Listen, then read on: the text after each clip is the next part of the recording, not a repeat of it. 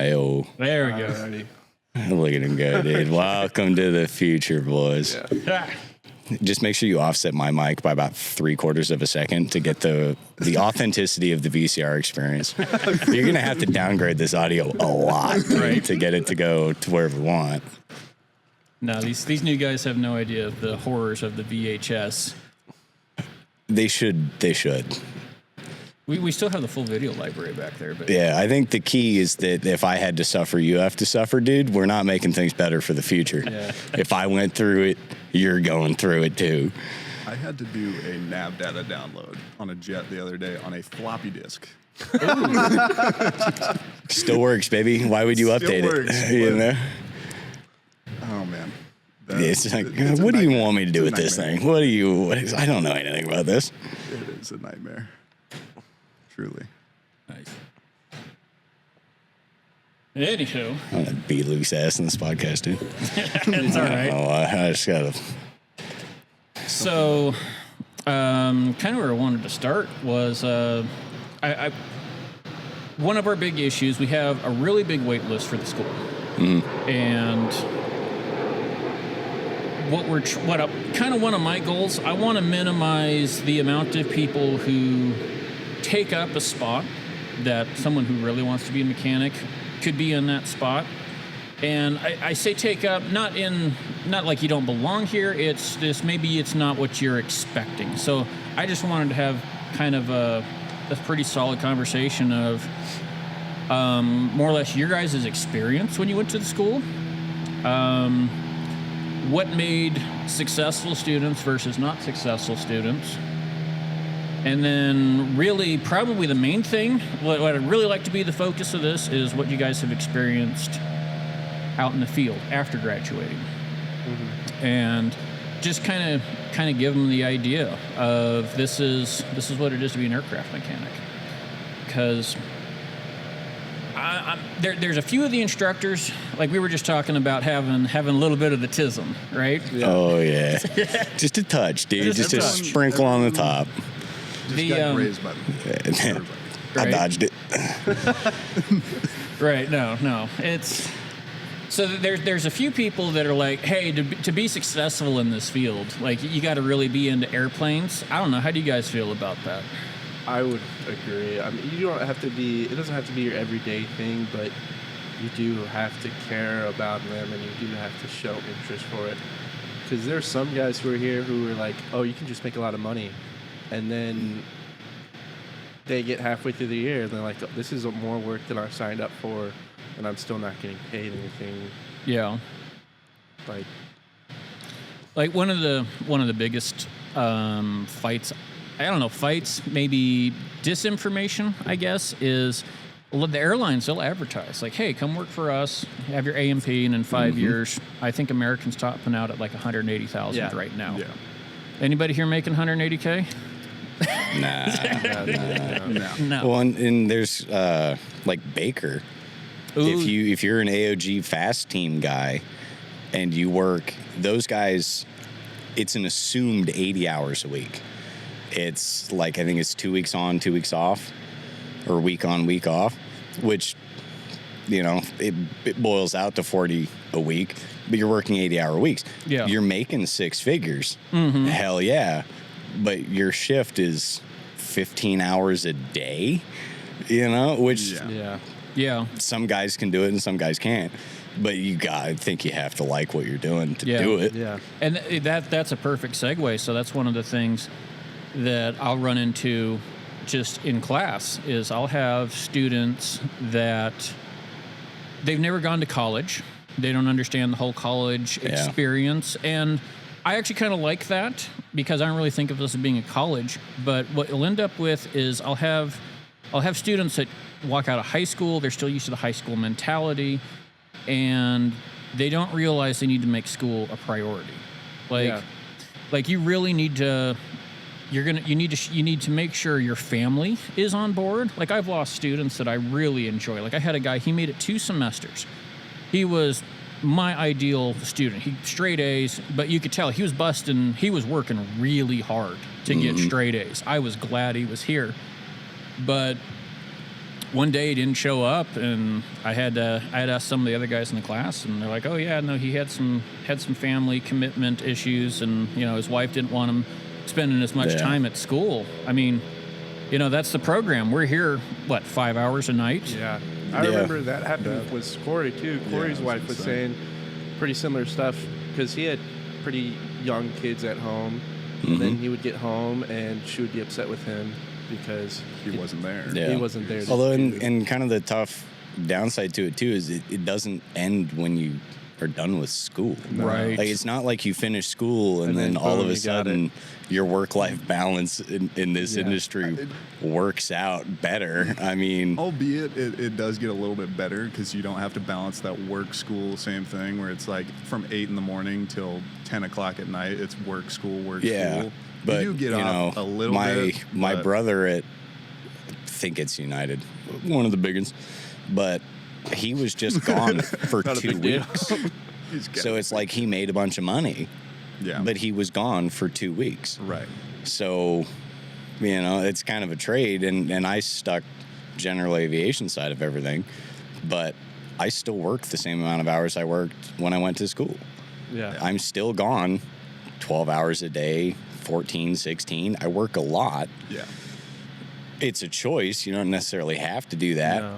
And I love this stuff. They're my favorite thing. Which is the only reason I think you should like it to do it. Because if you just want to make money and you don't care about airplanes, there are better ways to make money. yeah. You can go For heavy sure. diesel if you don't care about the machine. You just want to make money. Go get good at fabricating. Those guys make money. Be a good machinist. Those guys make money. Yeah. It's not a good industry for just making money. Yeah. I don't make very much money. Right. I like it. I continue to do it. I'm not doing this for money. you Right. know? Yeah. I got some guys in class right now. He's a BMW mechanic, and he kind of specializes in diesel. I mean, he was working at the dealership, and I'm kind of, I had one of those moments with him, like, dude, what are you doing here? What are you trying to get out of this? And I don't know. I think honestly for him it was a personal like, hey, I feel like airplanes are kind of stepping up, but I don't know. So this is again perfect segue. I have a group of students right now, and we were doing a 100-hour inspection on these planes, and I know for the general aviation guy, which are like these little planes out here behind us, they're, they have 100-hour inspections that they're being used for hire. They've got annual inspections that need to be done. And the guys that show up are like, hey, I'd want to go work for American Airlines, right? They come in here, they walk into class and like, hey, we're going to do a 100-hour on a Cessna. And they just don't see the point of doing it. So they're kind of checked out right there. But they're asking me like, hey, how do you do this? And I was like, well, you need to pop the manual open. Like, let's have a look at the manual, and you need to read. And I remember probably a day or two later, he's still working on the same thing, and he's still reading. And he straight up asked me, he's like, is this what it is? Like, how much of the job is just reading and figuring it out? A Half lot. of the job. Yeah. Yeah. Right. That's half If of you it. look into laws, the answer is a lot of it. It's a lot. If yeah. you read the FARs, you have to have the manual and you have to have read it. And it's not And- even just like Cessnas and the smaller planes. Mm-hmm. I mean, even converting over to regional jets and all that, like even doing those, it's the same exact Yeah. thing. The And manuals it might be a becomes little even better, more in-depth. but you're still going to And the read a job lot. cards, for the airlines, like the job cards guide you pretty thoroughly through a lot of Yeah, stuff, which is they cool. do. I suppose I would go crazy in that environment. If you showed me a picture of screws and it says take out the screws, and then I do that and I have to wait for a guy to Come to us. confirm Yeah, that I that's have taken them out before I can slide to bit the next much. picture that's more screws to take out. No, I don't need the money or the health insurance that bad. I will go nuts. Right. And that takes up a lot of it. GA, yeah, it's all manuals, and some of the manuals don't tell you anything. Yeah. A Super Cub, if you want to take the wings off a Super Cub, it says to take the bolts out. Yeah. You put 2 men on it, you take the bolts out and take it off. To put it on, you install it with bolts. Yeah. Which bolts? Yeah. Bolts.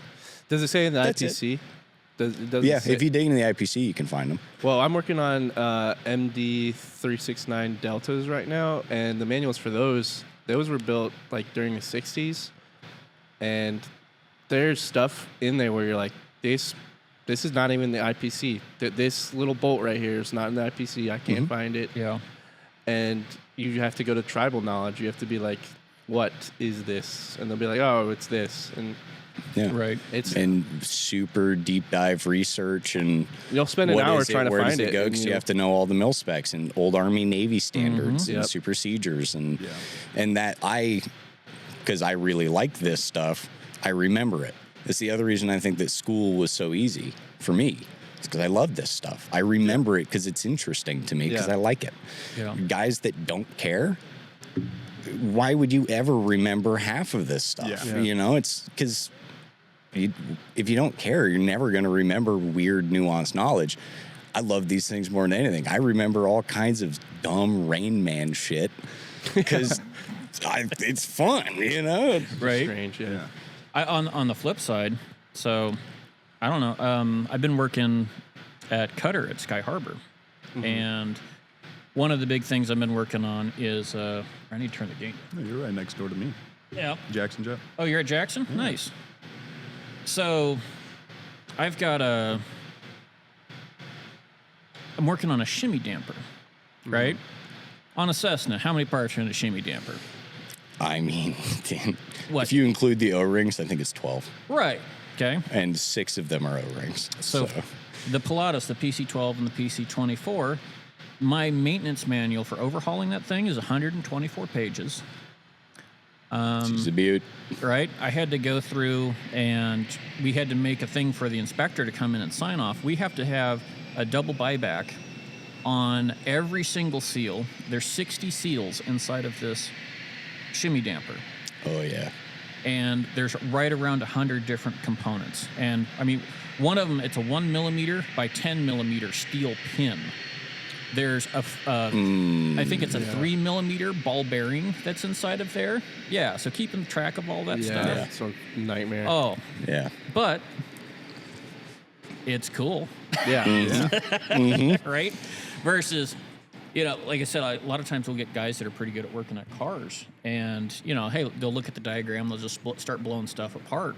Well, you know, on this thing, it's like, hey, you have to pull out a 3 times magnifier that has a calibration sticker on it that says, Yeah. yes, this is a 3 times magnifier. So it's definitely still a mechanical, still doing mechanic stuff, but you have to follow the paperwork Yeah. because of flight safety is a big deal. And it's like I've really turned into a regulation nerd. Like I would have never like I almost wonder some days, it's like, should I be an aviation lawyer at this point with the amount of like going through like we were submerged parts in hydraulic fluid. So I had to go look up the definition for the word in simplified technical English dictionary to make sure that we were trying to figure out, did it need to be fully submerged in hydraulic fluid? It was Yeah. a train wreck. Yeah. Well, and if, at least at the airlines, because you have so many umbrellas over you, right? That's why everything is so regimented and everything is checked off by a guy, and there's a guy that checks him off, and there's a guy, you know, you've got all these umbrellas, and that's why we haven't had a major hull loss. I mean, they're Due to so rare. maintenance. Yeah, due to maintenance at least. And even then, they're so rare. Yeah. Because all of those rules are in place, which is nice. GA, not as much of no. the same thing. So I do the same thing where I'm researching everything all the time, because at the end of the day, I'm the guy. There's nothing above me legally The in the buck eyes of the stops at you. in the eyes of the feds. It's just me.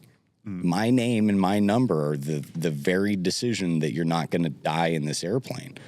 There's an issue. That's you are what caused the issue. crazy. Yeah, and that's you gotta really to make no money and have that level of like stress and risk Yeah. over your head.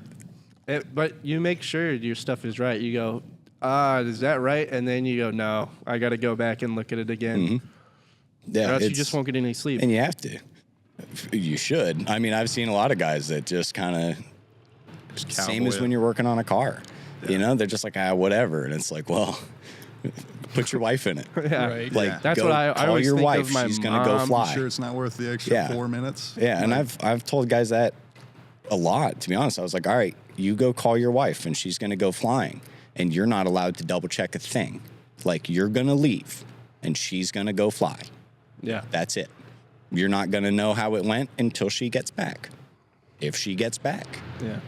is that fine? You have And to if think the like that. answer is no, Then you need to go. probably you're fired. And if the answer is yes, all right, sounds like you're going flying. Yeah. yeah. You know, because I will have already checked anyways. So I know the answer is yes or no on if I'm going to let it happen. But are you, are you serious about this thing? How about that? That makes me I'm curious about like the amount of stress that you had at school, right? So I know most of you guys you were juggling a job and going to school in the evening. And that was probably a decent amount of stress. Like, I don't know.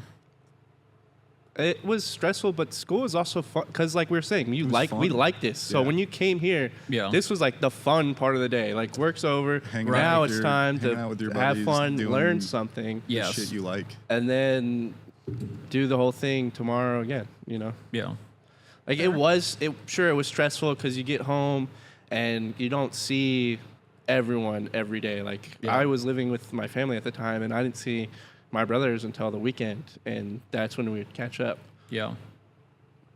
It's stressful in that way, I think, where it's not as social Yeah. as you normally can be.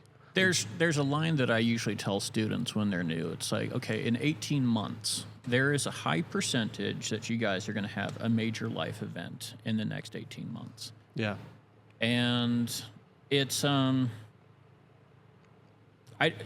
depending on what it is, some things you can prepare for, some things you can't, but it comes down to that commitment to being at school and getting it done. Like, Well, what you were saying with the students that just aren't here or rarely show up, you have to be here to be successful. Like, you have to show up.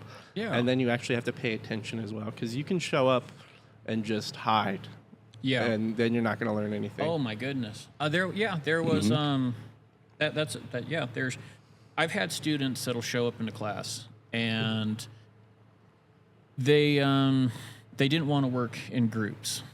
They didn't want to deal with anybody else. They tried to do everything by themselves. You can't. You can't. No, it's a group setting 100%. Right. You got to be social. And I remember when we first started our classes, there was a few people. I remember there was that one girl. She ended up leaving within like the first Yeah. few the months, first and it was like Yeah, she I- left after I- the midterm. I remember that. And I tried, like, come with us, come do this Yeah. with us, and I think it just didn't click. She didn't like working in Yeah. groups, And it's all you're going to do is work with people. yeah, Right. I mean, And- that's and- how it goes. And you have to put your foot forward when you're working in that group, because you can't just sit in the back Yeah. line, because then all the work will get done and it'll all be done. You'll be like, well, what happened? Right. you And won't then know you what turn just in the happened. paper and you're You'll like, never- well, I passed, but I don't know how. Yeah, Right. that's a good example. So I was just in this hangar with my AMT 230 class this past week, and Wednesday was the last day in the lab. I was like, hey guys, make sure we got the plane put together, and none of these aircraft are airworthy, so they needed to make the appropriate 100-hour inspection for non-airworthy and provide the discrepancy list and do the appropriate logbook entry for it. And there were two groups that by the end of the night, there was either 2 or 3 people per group here, and most of the group had left. Yeah. And there were 3 people total from the class. So out of, we started at 25. This class, I think they're down to right around 19 students. So, Yeah. and 3 of those students didn't even bother doing the logbook entry for the actual inspection. Well, guess what? They're not going to pass. Yeah.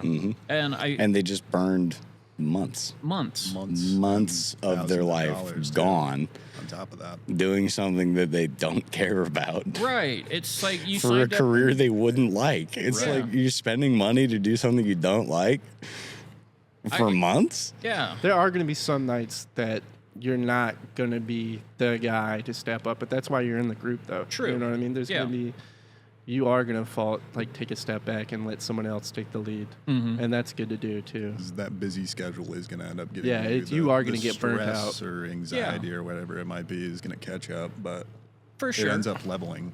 Yeah. Yeah. Exactly. It ends up leveling. You know, if you've got a bad night and you need the group to take over and your group's okay with that's cool. But when you're gone, Yeah, if you just don't show up, I mean, and yeah, like on a regular basis, you know, like I've got a few guys who are like, oh, my job starts at 9 o'clock. Can I leave 30 minutes before the end of class every night? And I'm like, that's not the greatest idea. Why are you here?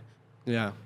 You know? Because there would be tons of times where at the end of the night you're telling us, okay, we need to do this or we need to know that. And, you know, it's that in 30 minutes is actually sometimes, Sometimes the main Sometimes, point. Yeah. the most important part. You know, that's just how things do. You know, you do the job, you look things up, and then, hey, come together, let's talk about it, and that's when you actually learn the lesson. But if you're not here, and it's, you know, again, things that I try, like I feel like I'm screaming in the wind sometimes. It's like education almost seems like something that people happily pay for, but are happy to not receive, and it kills me because you can't have that attitude here.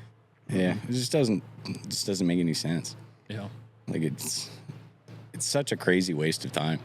I only went to school because it was faster than on the job training. Yeah. Legally, because the on the job getting your AMP through like real experience is so hard. yeah. It is an impossibly difficult game that you have to play, and you're playing it with the feds, and those guys aren't that easy I have so many to deal coworkers with. who want to do the OJT, and I'm like, dude, just It can be done. it could be It's done, but possible. why not just go through the school? But yeah, I you know know, that you I- have 2 years and you only need 1 more year for your OGT, but the school is still going to teach Mm-hmm. stuff that you don't know right now, and then you're going to get to the test, and they're Yeah. going to ask you something, Yeah, and you're going to be I- like, oh, I've never seen These this. archers, you know, a 2.8 series Piper. Yeah. I know everything about a 2.8 series Piper and Super Cubs. I know a frightening amount of information about that platform of airplane. And if the AMP test only applied to GA, I would have been Yeah, fine. right. But a jet engine from the 60s, Yeah. Yeah. Or I diesel know or whatever approximately it might be. nothing about that. I've never seen them. I've never touched them. Never done anything with them. And when I did my tests, everything I had was turbine the Yeah. entire time. Right. And almost none of my questions were anything I knew anything about, with the exception of a couple practicals that, like, everybody times a mag. Yeah. I timed a mag. I do that for a living. That's cool. But the rest of this stuff, nothing that I do for a living, you know? And it's Yeah. like, by the time I was taking my test, I was actually like a mechanic. I actually kind of started to know things, you know? Yeah. And it would have gotten me nothing when I got to testing, Yeah. unless you study like an animal. Yeah. But at that point, if you're willing to work that hard, Just go to go to school. school and Go do to it a year school. faster. Yeah. Especially in the scenario of this school, it's for those who are willing to do it and are willing to put the time and show up. It's a great opportunity for the price and the amount of resources. It's realistic for a lot of people, Yeah. I'd say. Yeah. It's an unrealistic Yeah. goal. If you actually go and do it and you don't think, well, I paid for it, all I got to do is show up. If you know, it's more achievable than the other schools, especially at the Yeah. price point. Yeah. Because a lot of mechanics Dude, come AIM in. is like 60,000 a year, Right. Yeah. or total. A lot of people want to be. be pilots, and they're like, Yeah. ooh, I can't do that. That's too expensive. So then they want to do the mechanic side, and this is the cheaper option. Right. I didn't even know. I heard literally a year into the program that this was the cheapest school. Didn't know that. I think it's like the Yeah. third cheapest. It's something like that. I just got in, to be honest. Yeah. My brother went here, and I was like, all right, I'll do it. Cool. And they let me do it. So, you know, it wasn't until like a year later, they were like, yeah, no, you basically can't go anywhere cheaper. I was like, oh, cool. Yeah. Nice. Kind of a sick move. I wonder if that isn't a little bit of why people don't take it as serious. Because it's so. Well, yeah. We were having a conversation about. So after you get done with school, there's what the college actually gives you just a certificate of completion. Yeah. And what you actually need to do is get your AMP license or certificate, excuse me, and you take the oral and practical tests. like I said, my background, like I said, I played aerospace engineer for, probably 15 years. And I was like, okay, well, let's go add A&P to the hat. Yeah, another hat to wear. I still stand by the A&P, like the actual oral and practical test. That was the hardest thing I've ever done. Like, and not so much like, not each individual task was necessarily that difficult, but preparing for it, the amount of knowledge that you have to squeeze in your head in 18 months is borderline insane. Yeah, well, it's 1,098 questions as an option for each of the 3 written tests, right? Yeah. So there's more than 3,000 questions you have to know the answer to. Yeah. In the practicals, there's a couple hundred. And since you guys have taken it, There's more. it's interesting. Yeah, And they're there's scenario more. based. I like the new questions. Yeah. I like the new questions. I'm not a memorize answers guy. I never have been. So I don't thrive in that environment, which makes multi-choice tests like that really hard. But the scenario-based stuff, because then you just have to actually know what you're talking about. Yeah. Because it's more of a figurative question. The way that it's structured, it's like, if this scenario is happening in this system, what is the most probable cause? They're structured like that. And if you understand how a mag works, and it's telling you that when you flip the key to left, you have this drop, and to right, you have this drop, and off, it stays running. That's enough information. If you know about ignition systems, you know what's going on there. You can piece it together, and you can rank order what's the most likely, what's the least likely. It's totally doable. But instead of a kiddie fire suppression or fire detection, my bad, a kiddie fire detection system has inside of the coil, is it this or this? I don't know. Right. I will never know. I failed the test because I did not know. I still don't know. Right. And that's, okay, a little bit of criticism on the test questions, because I feel like most of the test questions are, I'll say probably 70% of them are general knowledge stuff. But that remainder 30 is ridiculously in-depth detail on very specific systems. And again, you have to be here, hopefully in the lab, and pay attention, because we'll talk about it. I mean, there's enough stuff that I might only talk about, like how a vapor cycle air conditioning system works. We'll talk about that for one night, but there's probably 30, 40 questions on that test. Yeah. That's completely about vapor cycle systems. So what's the easier thing to do? To actually sit there and understand a vapor cycle system? Like, hey, I can conceptualize what's going on here. Or do you memorize those 30 or 40 questions? Which one's more difficult? And I mean, for everyone, it's a little bit different, but either way, it's a daunting task. And that's just one topic out of all the things on an aircraft. Yeah, and especially because I think, by and large, a mechanic as a person is somebody that is hands-on. It's the one thing that makes us all the same, is that we have to take stuff apart and put it back together and see it and hold it, and that's how you figure stuff out, which is what the labs are all for.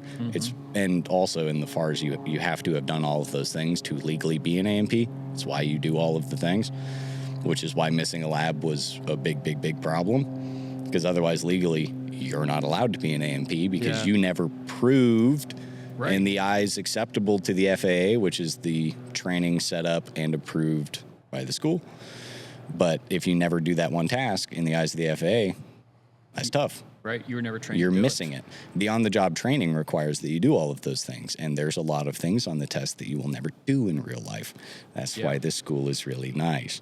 Oh yeah, but it's like what we were talking about. Like I kind of run into the opposite situation, because I'm hanging out with jets most of the day during the day, and I want to say the majority of our maintenance staff, they don't have their A&Ps. They've got tons of on-the-job experience. It'd be fantastic. I mean, some of these guys should be sitting here teaching the play at this school. But they don't know the first thing about a piston engine. And again, that's kind of one of the benefits of the school, is like, we will tell you about piston engines. We will tell you about turbines.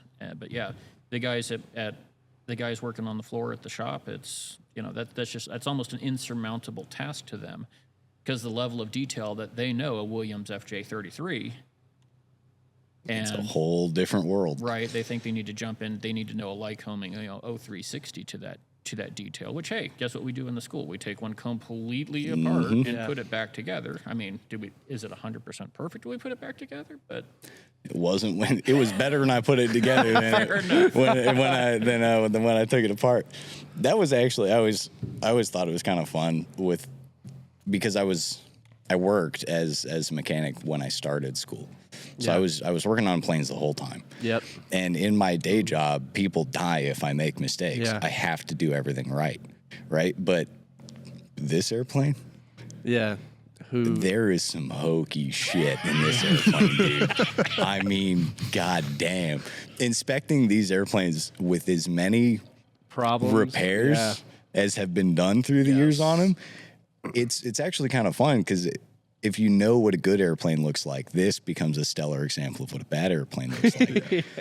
But then when I go through and inspect, I'm going to say real airplanes as if this isn't right, but when I'm inspecting like an actual somebody's going to go fly this thing over my house airplane, Airworthy. I'm looking at stuff. I'm looking for repairs like these yeah, because they exist in real life Yeah. too. I find them all the time. I find all kind. I tell every owner, you guys like me because I keep you safe. I'm going to do your inspection and you're going to hate me the whole time. And then I'm going to put your airplane back together and everything is going to work. And you're gonna love next year, you're still going to be alive and come back to me so you can hate me again. This is how this game is going to play out. But it is pretty fun, honestly, to dig into it and just go, what were they doing Right, in how did here? this happen? How did you even do it this way? It's like it must have been so much harder to do it wrong than it would have been just to do it right. Yeah. well, yeah, that's one of my favorite stories. It's like, before we even get into the inspection, like one of the first sections for doing an inspection on an aircraft is just conformity. And conformity is, okay, we have a type certificate data sheet. This is the FAA's definition of what this airplane is. I mean, we're not even talking detailed stuff. We're talking high level. Is the correct propeller installed? Is Yeah. the correct engine installed? Are these things like that? Do the control surfaces move the correct amount?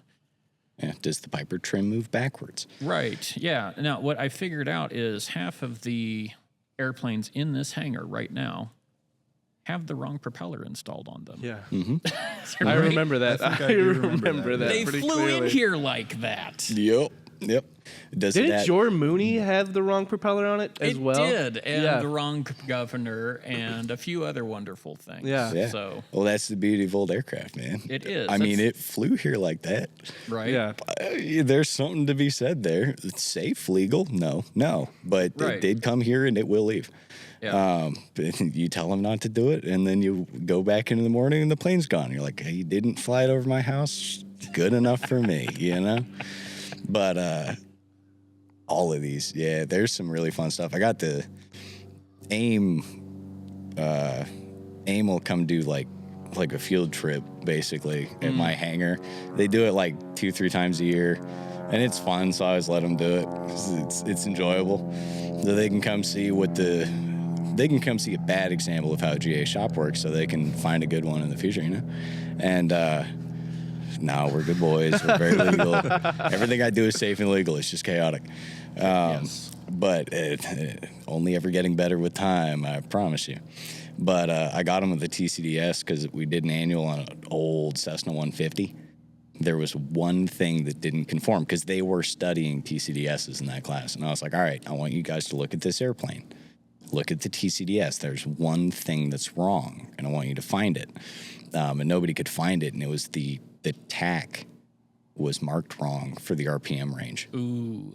Yeah. Which is, and I'm a dick for even making them try to find that, because if you don't do it for a living, you would never even think to check Yeah. if the tack red line is at the wrong spot, because normally it's under the glass anyways.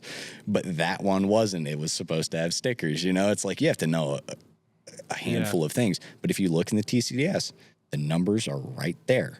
They're right there. It tells you green is this, yellow is this, red is this. Yeah. Right. So If it is you staring do it you as at a the checklist, face. you will find it. You'll find it every time. But All it takes was the one person to not look at that Yeah, and put dude. the wrong part number in. Yeah, earned for 15 years. Yeah, it's been there You for know, a while.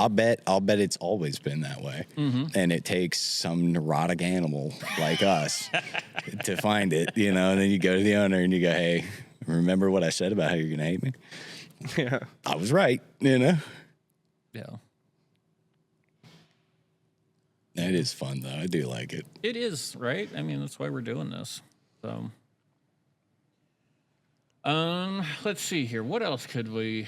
There's, yeah, we more or less talked about, you know, being in class and, you know, the importance of being here. You know, you're paying to be here. Be here.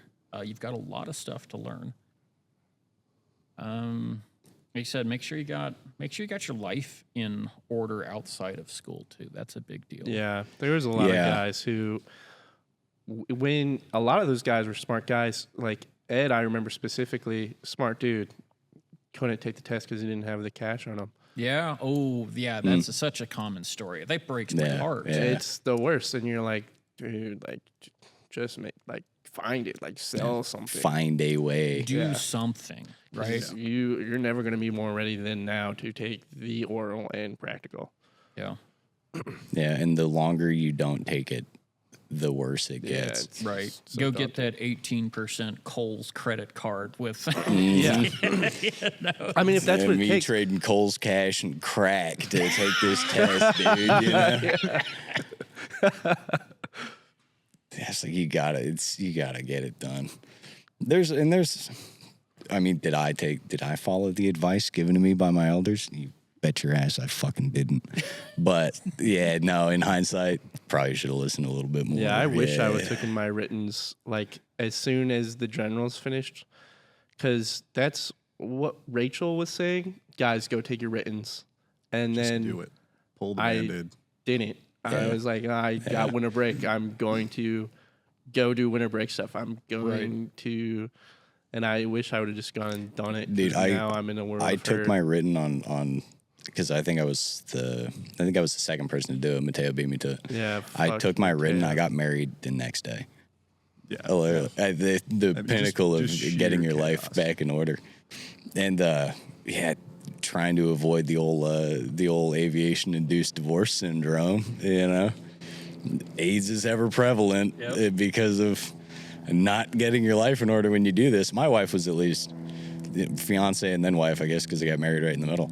She was really cool about it. She understood because we had thoroughly discussed what exactly I was about to get Embark. myself into, because I was already working a lot. I worked like 60 hours a week, and then I went to school, and it was like I would leave here and go back to work.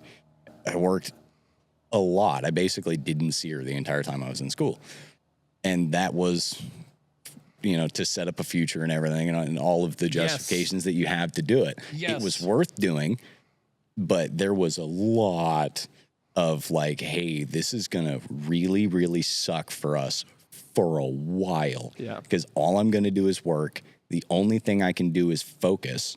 Because I didn't, it's not like once you're working more than 16 hours a day, you're not relaxing. Yeah, It's not possible to relax 'Cause then because you have an insurmountable amount of tasks ahead of you, and the end is not clear when it's going to happen. So there's no like, I'll just sit down on a Saturday and relax. It's like, no, I have 100 million things that I need to do, and I'm behind schedule on all of them. Right. That's not an easy guy to live with. My wife is an exceptional woman. That's the only reason that, it's that I was not great the whole time I was in school because it sucked. Yeah, I didn't like it that much. Definitely Most of think it. There has to there has to be a form of understanding between you and anybody in your life that like there's not going to be a lot of time. Yeah, That's just how it's going to be. Are you willing to embrace that sucky while for a little bit with me? Yeah. Whether it be family or Yeah. wife, girlfriend. It's doable for 4 months. No problem. Yeah. yeah. No But almost problem, 2 dude. Those years. first 2 semesters. It's like a crazy person. Like Not a after 4 problem. months, the crazy Yeah, finally but comes out. when you're a year into this thing, and it hasn't gotten better, and it's starting to seem like it's kind of getting worse because now you're doing the hard stuff. Yeah, now you're into Right. Now you're those negotiations, Yeah. boy, they are in play, you know? Yes. And like, you're probably not going to have the energy to negotiate too well, you know? Yeah. And I did it. It worked. Yeah. You know, she still likes me. It worked out. You know. Well, you have to, like you said, everyone around you has to have the understanding that this is going to make your life better. Mm-hmm. And I really run into this. Like I said, a lot of people come to the program because they're looking for a non-traditional college experience. You know, actual college is kind of intimidating to a lot of people, and they'll come here, and the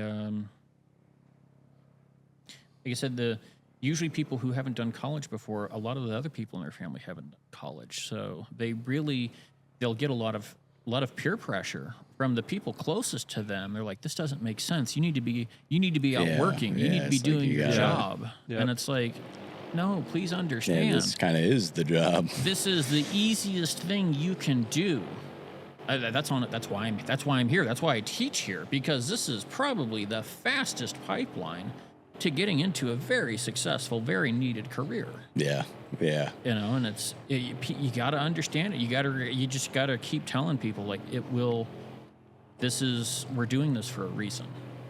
It feels so much better than college too, because I had tons of friends who right after high school would go to college, and then they would spend $12,000 for 1 year, and I'd be like, "All right, so what are you majoring in?" And they'd be like, "I don't know yet. I'm still it's first year. It doesn't really matter yet." Right. But then you come here and you end up spending $12,000 for everything, and it's more like it's more of a trade school than it is even a college. Absolutely, yes. That's what it feels like. yeah. I paid out of pocket until I think the last 2 semesters. Yeah. Like Yeah. I paid out of pocket, and my monthly cost was less than my wife's car payment is. Yeah. Yeah. It's generally You know, pretty doable. I paid like $500 a month, I think, out of pocket the whole time. That's insanity. It's, you know, my dad went to Embry-Riddle, got the fancy degree, you know, and he got a bonkers career out of everything that he did there. But he went to Riddle, it was $180,000. Yeah. When I looked at Riddle, when I graduated high school, to go get the exact degree that he got, it was $260,000. Yeah. Might as well just go buy a house. Yeah. Well, and then the market did that thing. But, you know, but it's like, that's $250,000. Yeah. $500 a month, cool. I can swing that. Yeah. $250,000. I've never even seen $250,000. Right. And I'm sure as shit not going to make it, I'm not given about my it. many Yeah. wise choices, you know. I do get to have fun, though. You know, it's like the eternal GA counterpoint to everything. It's like, do I make a lot of money? No. Is it possible to? Yes. If you're exceptionally good and you do a real niche thing, you can make money. There's a lot of liabilities and risks, blah, blah, blah, right? But when my biplane wouldn't make oil pressure upside down, there is no way to troubleshoot that on the ground after you fix it than to go fly it upside down. Yeah. That's a hell of a lunch break. Yeah. You know, it's like you get a guy that's been flying aerobatics and teaching guys to do it for 30 years to go do everything the airplane is capable of doing to ensure. I love him, dude. He's the coolest guy in the world. If we could get him on a podcast, what a thrill. He would be like the ultimate get. He is such a cool guy. It's bizarre. I don't want to get into it Fair too enough, much. fair, but fair. I will Yeah, burn a lot I'll of take time your talking word about for this it. guy. He's the coolest guy in the world. Yeah. But it's, you know, you got to go up and just rip that thing around and make sure it works upside down. So we need to be upside down pulling positive G's. We need to be upside down pulling negative G's. We need to be spinning. I need 0 G's. I need spinning and G's. I need everything. So you do an entire aerobatic box routine, all of it. You know, does it work in an Immelman? Realistically, do I need to know that? No. Am I going to do a couple Immelmans to make sure? Yeah. of course I am, you know, and they are gonna pay me for it. So there's a lot of stuff like that, and GA. I mean, the airlines to a point too. At least they have iPads now. So welcome to the big leagues, boys. Yeah. But it is lost in time.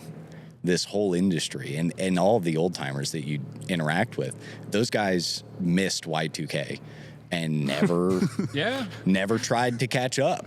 I mean, I at least have my manuals are on a computer now, so that is sick. Yeah. I don't have to actually use paper manuals and microfiche. So big leagues, baby. But Yeah. my software is peak 2006. I mean, if you were good with like Windows XP, Vista, you're starting to get a little bit too new, you know, but damn if it doesn't. Yeah. Once you know it, it works good, but it shows. You know, the age of it all, it shows. It definitely shows. And that's, like I was saying earlier, I did a NAV data download with a floppy disk. Yeah. Like On a it's jet. On a regional jet. Yeah. And it's like, At that's Sky something- Harbor. At Sky Harbor. Yes. That's something It's that not I've like you're a learned. cartel mechanic. That is a real deal, actual airplane. Yeah, They put people in those things. And that's something that I remember from school. The aviation industry is always like 25 years behind. At least. And And culturally, It it is 25 years adds behind. up. It adds up. It is 25 For years sure. behind. It is good fun. Okay. Thick skinned, but All good right, fun. we're gonna get. Don't do This this. is the AI. Yeah, who's yeah. about to Welcome to take the over. cancel me section. Yeah. But no, it is. At least you can have fun. It's just like really fucked up sometimes. It's really fucked up, but it's Some of the fun. old timers. Can I give my obligatory caveat for anybody that goes into GA real quick? Oh, absolutely. All right, hear me out. Now, I solved the fucking mystery. Okay, so if you go into GA, it's good fun. I love it. Do it. These little airplanes are so goddamn fun, you wouldn't believe it. Now, you're going to interact with an old guy. He's going to be the worst guy. He's going to just be the worst guy you've ever met in your whole fucking life, dude. I'm telling you, he's foul. He's scum. He is a rat. All right? This guy, now you're going to interact with him and you're going to go, wow, I cannot believe nobody has killed you in a parking lot yet. And you're right. Now, I learned this after almost killing a man in a parking lot. I would never. Old timers. Okay, so GA, we run 100 low lead, right? It has Yeah. not a lot of lead. It's got a lot of lead in it. Tetraethyl lead. 1 pound per 260 gallons of fuel. There's 1 pound of lead in 260 gallons. And I have been soaked head to toe in it. Yeah. So tetraethyl lead, it absorbs through your skin. Yeah, it gets all All tingly right. in your fingers. Fast. Spidey Old senses. timers used to clean airplanes and engines with low lead because it works. Gasoline is a wonderful solvent. It cleans things particularly well. And sealant. They also, it'll clean anything off of anything. It'll clean your sanity out of your brain. This is why, dude, my old timer, I actually miss him a little bit, but I bounce back and forth. I think if I brought him back, my new guys would appreciate me as a leader a lot more. They had a 5-gallon bucket of MEK pre California shenanigans. Proper MEK. Yeah. They had a 5-gallon bucket of MEK, and that's how they washed their hands in between jobs. Gnarly. Yeah. Yeah. So the old timers that don't grow hair from here down and are oddly violent and aggressive, difficult, and don't remember things very well, you know, all of the symptoms of lead poisoning. That is why they are that way. Wear your fucking gloves. Yeah.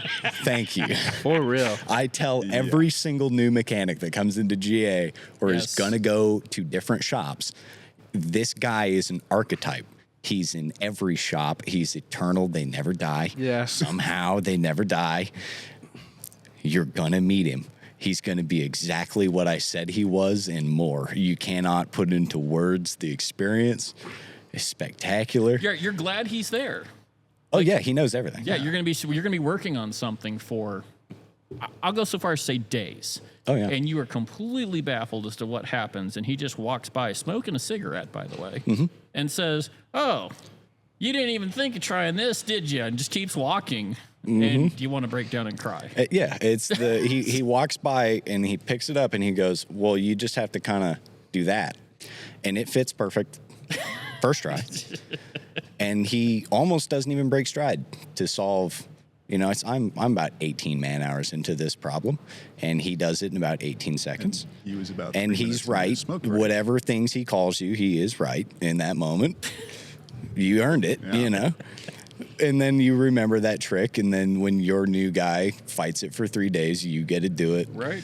Because I will not improve things for people. If I had to suffer it, you have to suffer it. I will never change. But hey, that's part of the farce, right? It is. You are only allowed to do things. Only allowed to do what you have already done. Now, how Or do you been prove trained. it? I never figured out. Right. No, Yeah. Or under the supervision of someone there that's you go. done it. Right. Yeah. So there we go. We need that guy. Yeah. Until you start getting into stuff that nobody ever knew could break. I never figured out how you're supposed to rectify that. There are you can fix things that literally nobody knows you could. You just have So to how have do two you- people, Yeah. right? It's like you do what you think you need to do, And but then you populate the world. and you've got another person next to you that's like, yeah, that looks good, and Yeah. you're under the supervision of another mechanic, but neither one of you have ever done it. Yeah, game on. you Right. know? Well, and with enough like actual research and justifications, you can do it because you have to have all that stuff ready in the off chance the feds come by and go, "Hey, what is this? How did you do it? Why did you do it? How did you know you could do it? How did you know you couldn't?" Blah blah. Read the game. manual, right? Yeah, I pointed out the last time the feds were out, one of my airplanes had an incident. Not fatal, not a big deal, just run of the mill incident. But it was reported, so on and so forth. The airplane, there were two opinions rolling around. Either the airplane burned a lot of oil, or they didn't check if it had oil. You know, One that of would have those been is a my perfect fault. time for the. Oh, Yeah, I'm on- sorry. Here, we got it. It's not doing it. What a thrill. What a thrill. That's My how it airplane feels. had an accident. That is how it feels. But yeah, so it's, if it burned the oil and maintenance never had a clue that it was burning oil, that's our fault.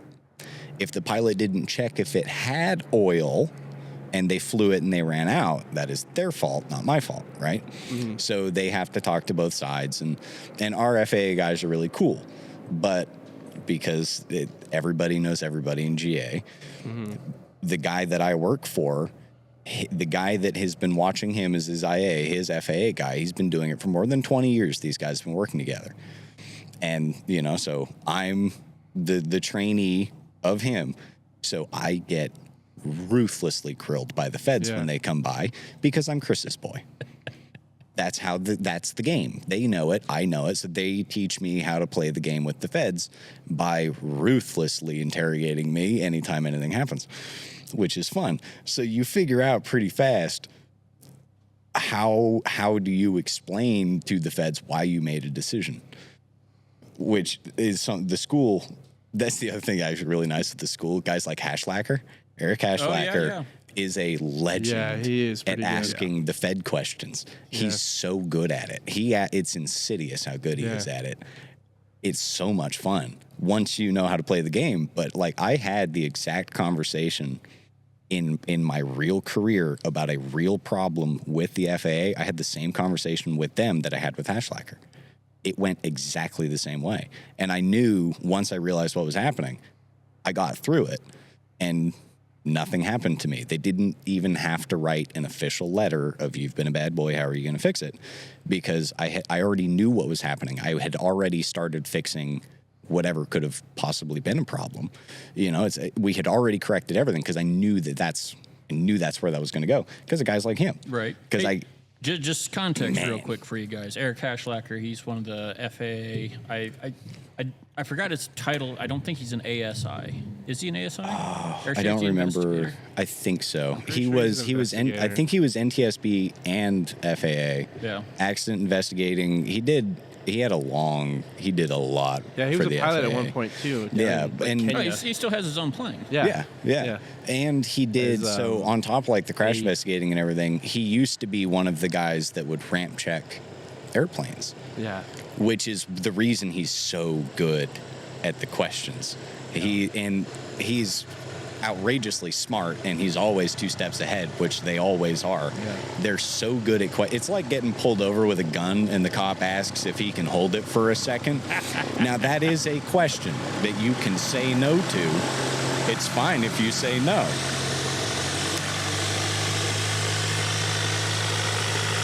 Yeah, we'll just take a second and listen to this glory.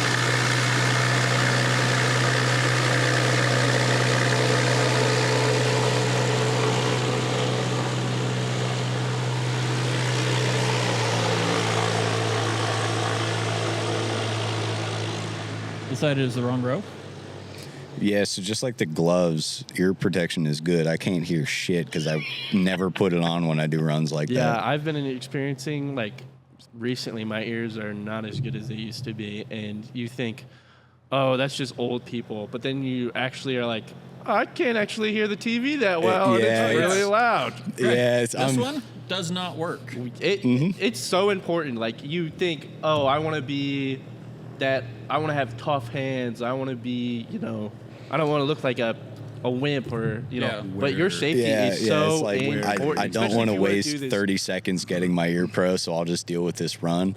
But then at a certain point, you start to realize that I can do full static runs, stand next to the airplane, and the sound doesn't hurt Yeah. anymore. And it doesn't mean it's quieter. No. You're important, especially if you want to do this for like long term. You have to be safe about it. You need to put on your gloves. It's gonna catch you. Yeah.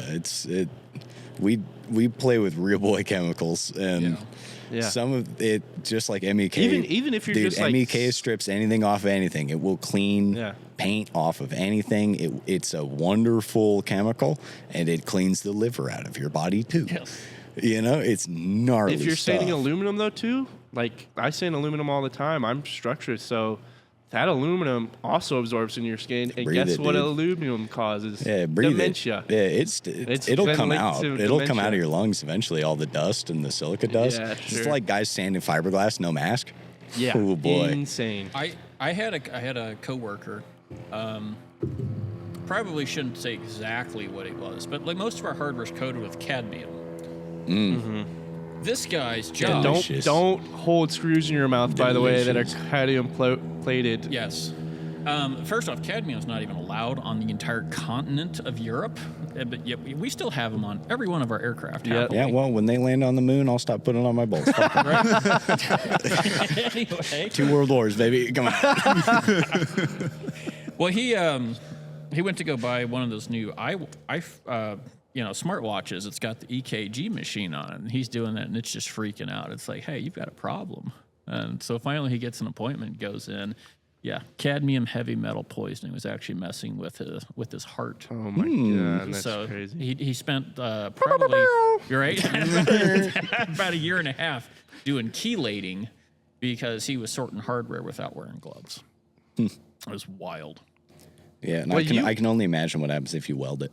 Oh, It's just like no. welding. It's like No. welding zinc plate stuff. Yeah. Man, like galvanized Yeah, that'll make iron you- welding that. Man, The you only red get a iron. couple times on that before. Yeah. Uh-oh, you know. Not good. Why does Stainless everything taste steel. like batteries? Uh-huh.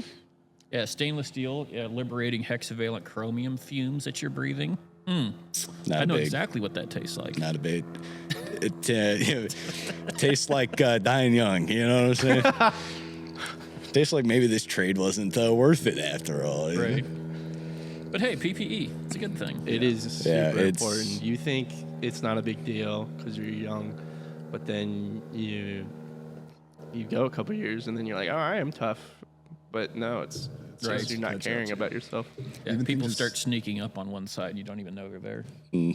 Even things as simple like the orange coating along the fuel lines and everything like that, or along bleed lines on APUs and stuff. That fancy little Lorax tuft that's coming out of that, just rubbing all over it Yeah. with their bare hands, I do. breathing it in real nice. I like to tell people because I'm in a land lost from time, right? I, on a day-to-day basis, can actually interact with the proper trinity of carbon monoxide, asbestos, and lead. Because I have asbestos ropes that I have for oleo struts for old planes. I literally have asbestos ropes. I have asbestos gaskets. I have exhausts that come in all the time that leak. You know, it's like, I think I'm playing with fire all the time. Yeah, and I think aren't most of the intake gaskets, aren't they still asbestos? Not anymore. They finally stopped doing it. Okay, I still have some. You still have some. You know, if you want some, They'll I've be got out them. there forever. Yeah, you know, it's oleo struts are packed with asbestos rope on old biplanes. Yeah. They never replaced it. There's nothing else to use. I don't know where we're gonna get more when I finally run out, but I have it. Aircraft structures welding videos for welding 4130 on aircraft. You go watch that video was made before World War II, I think, and it absolutely says, "Hey, let's moisten some asbestos around this cluster." Mm-hmm. Yeah. So It does work. it does. But yeah, Getting fiberglass in your eyes, all that stuff. Love That's you the guys. real key. There's enough like standard dangers. That's the other thing with the PPE is it's like it's not even like you're being overly cautious. There's so many dangers that are unavoidable that you might as well avoid what you can. okay, I got to stand on a soapbox real quick. Aluminum shavings, Yeah, that's what I was talking about. yeah. right? So, structures class, doing sheet metal. That's one of my favorite things in the world to Yeah. do. Super awesome class. Yeah, you have a drill and you are drilling holes in aluminum, and little tiny aluminum shavings are going all over the place. And if you don't have safety glasses on, when you're doing that, you are a very, very special kind of not intelligent. Yeah. I mean, I'm the first guy to forget to wear safety glasses in a lot of situations. But if I pick up a drill or I'm going to safety wire something and I'm going to cut off the pigtail onto some safety wire, I'm grabbing safety glasses. You only really learn that lesson once. You don't Yeah. have to be taught it again, because once you get in your eye, it fucking sucks to get it It's out. not magnetic. You can't get it out No, unless right. you get You really, gotta- really lucky. Hey, bud, come over here and scoop this out of my Yeah, eye. I've not been blind magnetic, once. but it I do will not corrode intend on inside of going your eyeball. blind again. Yeah. But yeah, and you know, if you're drilling through a panel and you don't clean the shavings out, Ooh. Yeah. That's bad too. you know, and then I have to get under the panel and aluminum falls down in my eyes because why would it be there? Or the Bendix switch. The aluminum falls on the terminals on the back of the switch because they're not shielded. Yeah. Yeah. I've burned a whole lot of time troubleshooting what ended up being a short on a breaker because it had metal in it. Yeah. We could not figure out what in the world was happening. And I've seen them short with a screw too. We saw one that a screw, there was FOD in the airplane. The FOD fell into Foreign the object bus. debris. Look at this guy. Looks like he teaches. Oh. But it fell onto a hot breaker, and it arc welded into place. So That's there so was awesome. there was a circuit that I don't remember what it was, but there was a circuit that was hot all the time that was never supposed to always be hot. It was supposed to be. It's the cabin light switch, right? Or Oh, you can do cabins pretty easily, yeah. But it jumped across main bus to avionics bus. Ooh. Yeah. Ooh. Yeah, it's pretty And intense. I've heard about one that did it on a pair of electric boots, and it melted, like it broke a lot of stuff. It was like a $40,000 oopsie daisy because somebody left a screw in there and fell down on it. Nice. But yeah, getting them out once they weld into place. Whew. No Yeah. bueno. Yeah, I mean, just talking about the breadth of stuff that you have to learn. I mean, that's, we've been talking about mechanical stuff. I mean, that's the first time we've talked about electrical. I mean, you've got an electrical class for every section. So we got generals electrical, airframe electrical, and power plant electrical. And yeah, you need to know your way around a multimeter. Like you said, figuring out, oh, hey, this is shorted. How many people say, oh, that bulb shorted out? No, it didn't. It burned out, and now there's an open in the circuit. Like, you need to know the difference between the stuff. So, Yeah. and it just becomes inherent. It's part of the job. It's another tool in your toolbox, just like a screwdriver. Yeah, well, I'm the only mechanic in my shop that can do electrical troubleshooting. Nice. I'm the only one. None of the other guys get it, and they will not learn. Well, and you will, man. There are a million mechanics that will not. They refuse to Yeah, learn it's electricity just magic. because it's Like wizard magnets. shit. They're making it up. It's not real. Yeah. Right. But That was the hardest You class know, for me. Avionics, all the electrical side, because it's theoretical. You can't see it, so that's why it was dude, so much harder for I me. do it Yeah. for a living, and I still don't believe it.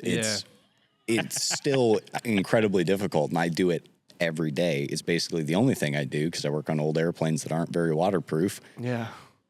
Whole lot of weird electrical troubleshooting going on. But if you only want to do this to make money, You gotta learn electricity. Yeah. You will have to know it. Right. Avionics guys make money. Avionics makes Avionics more than guys make structures money. or mechanics. How many people do you guys know that walked into the program or walked into the career and was like, I want to be an avionics guy, and had absolutely no experience and actually pulled it off? I know nobody who wanted to be avionics No? through this class specifically. Yeah. I hear it fairly regularly. I know Really? I know one guy that is doing it, but I schemed and got him in there. Okay. And that's it. With no aircraft experience but electrical experience, he went. The guys that are in my hangar were looking for somebody, and I was like, a close friend of mine is very good with electrical work, but has never touched us. He literally never touched a small airplane Yeah. in his life. Not super interested in them, but could do this. Yeah. I'll bet he could do it, and he's been doing it for more than a year now, and he's damn good at it, and he will make. For our Big money. avionics shop, every guy in there doesn't have their AMP. They've never been to school. Only one Pretty guy common. went through the military. Yeah, that's what I was going to say next. How many were military? Yeah, one or two guys have both come through, but only one stayed. So Yeah. Yeah, I think you said it earlier. I mean, if you really if you do want to make money being an AMP, I mean, okay, there's being comfortable. I think everyone in here is comfortable, right?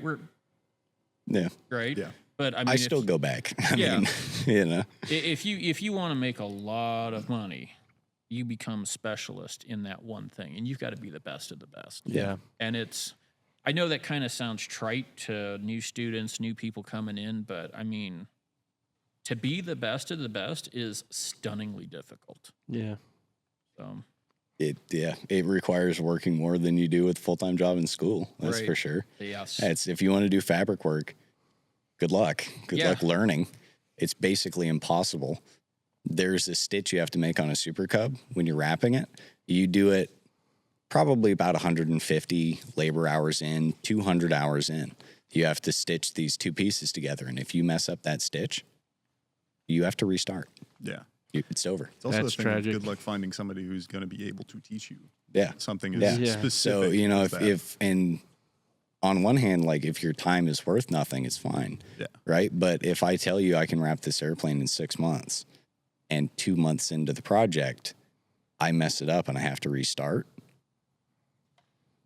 Yeah. you know, Yeah. Yeah. this is a $70,000 job, 60, 70, 80. Mm-hmm. A Great Lakes biplane, if you send it back to Waco themselves, they start at $85,000 just to do the fabric. That's not to fix anything else. It's just the fabric and basic paint, $85,000. You're going to find stuff. Yeah. Oh, yeah. You're going to find stuff.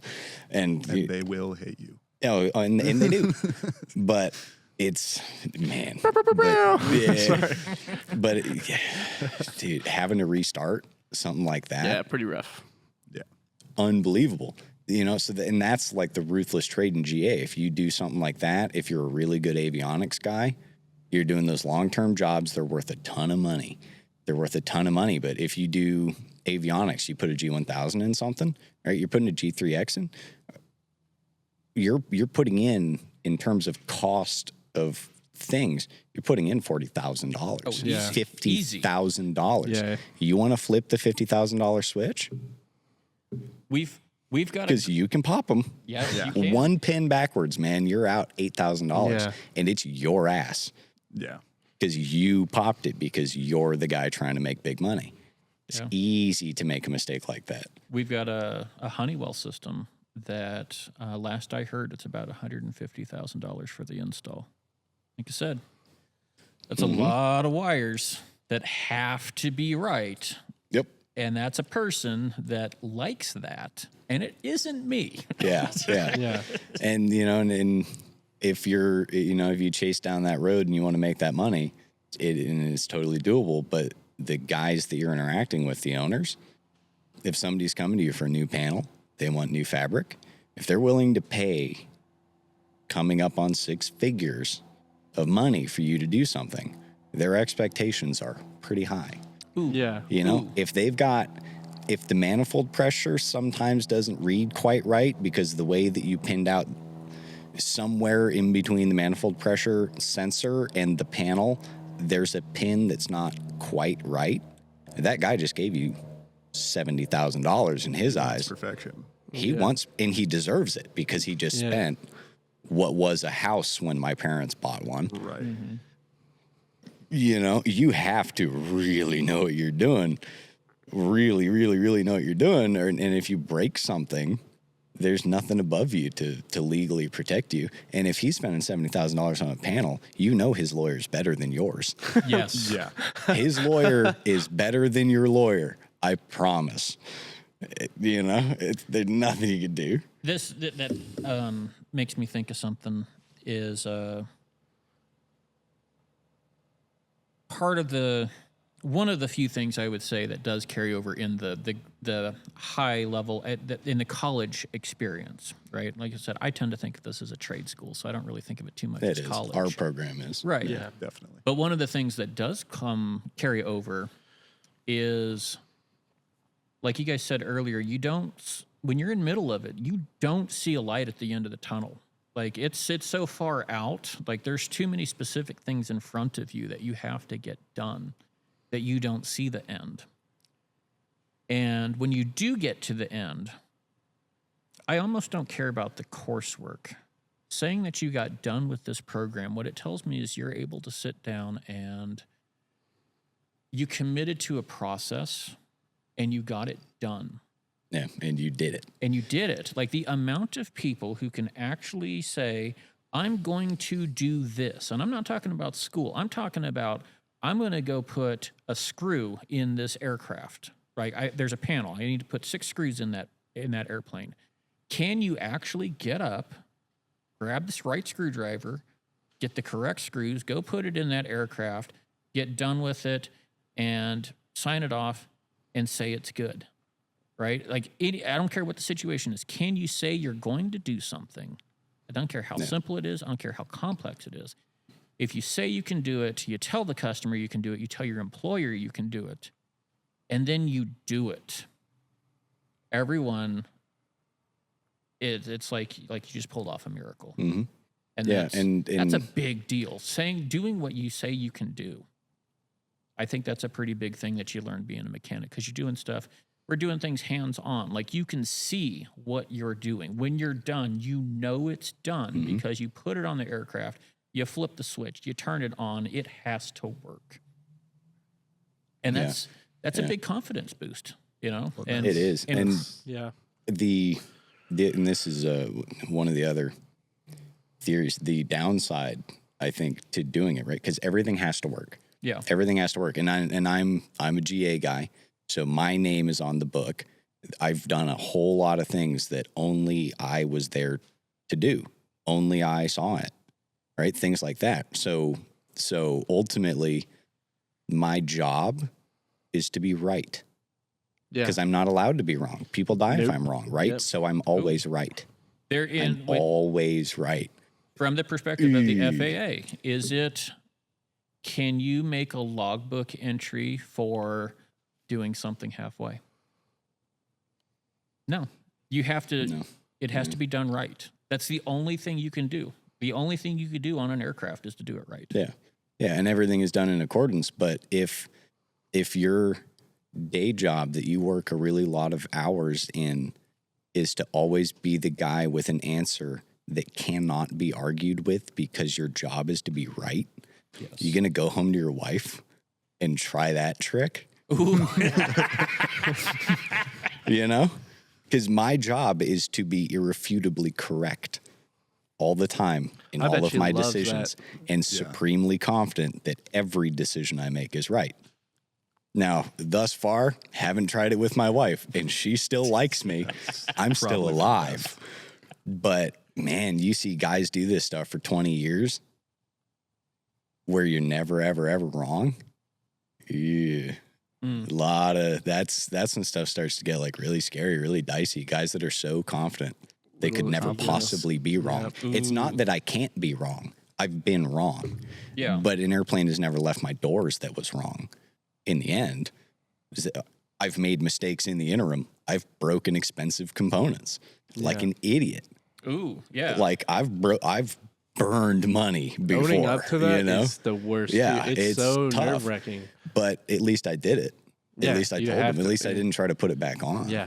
Yeah. Yep. Because I've found things clearly a mechanic broke them and still installed them. Yep. Did anybody die? No, I found it and the pilot was alive. But if they did, still have you to know, own it's up like, to would it. you That rather? takes a lot Yeah, to it's do. like, would you rather be embarrassed or Or- fired, or would you rather that guy Yeah. just dies instead? Yeah.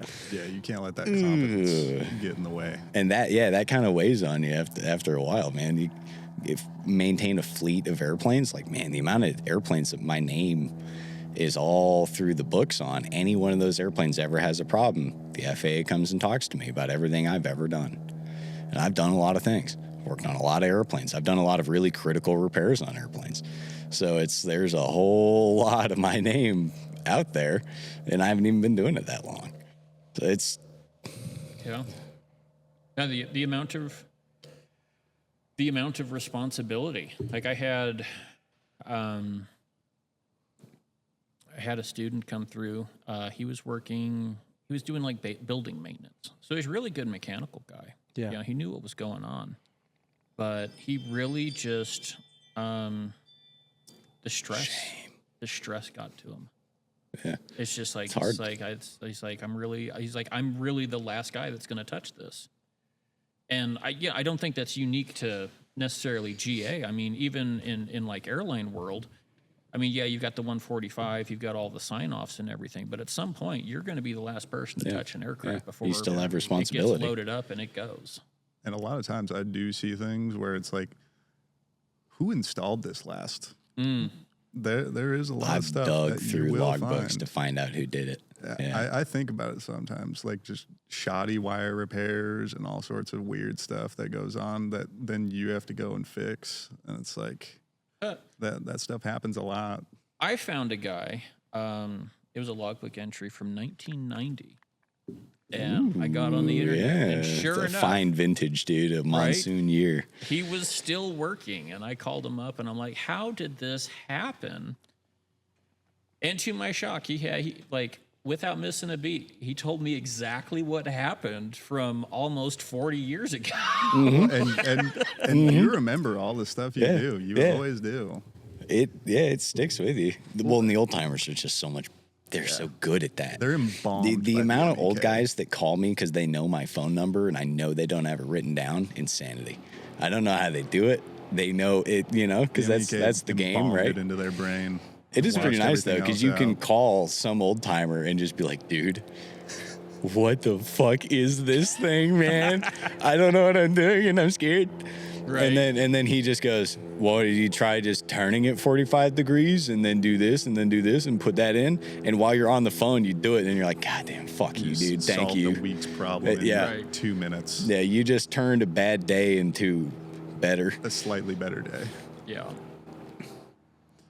And a lot of the maintenance too is as stressful as it is, as much as you have to be right and all that, and as confident as you can get.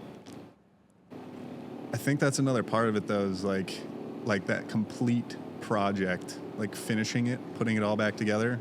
That's the reward. Yeah, Seeing it work. If you get to be the guy that figured out something that nobody could figure out, Feels good. and you get to be the guy that helped someone solve a problem that they thought couldn't be, that's pretty good. Yeah. Like that feel to see an airplane go home because that guy was stuck. Because you figured out some And sort of obscure and he's trying to problem. figure out how am I gonna get home? Because that's something That that feels happens- good. That's something nice. Like we work on the 135s, Embraer 135s. Not crazy old airplanes. I mean, they're like 27 years old or something along those lines. So they're decently old birds. But my airline is one of the only airlines still flying those things. Yeah. So we are Yeah, the you're torture the guys. testers. Yeah. We're the ones figuring out what happens at like 40,000 flight hours towards the end of that thing's lifeline. And so we're finding new issues that don't exist, that no one knows about. Not even the Rolls-Royce engineers can understand what's going on. And so like we're sitting there and we're trying to figure things out, and we'll figure it out. And it's just like the feeling of figuring out a new issue that no one's heard of is, Yeah, I've got 11,000 hours on a Great Lakes. yeah. We, as far as we're aware, there is not another Great Lakes on the planet anywhere near 11,000 flight 11? hours. 11,000 hours. Wow.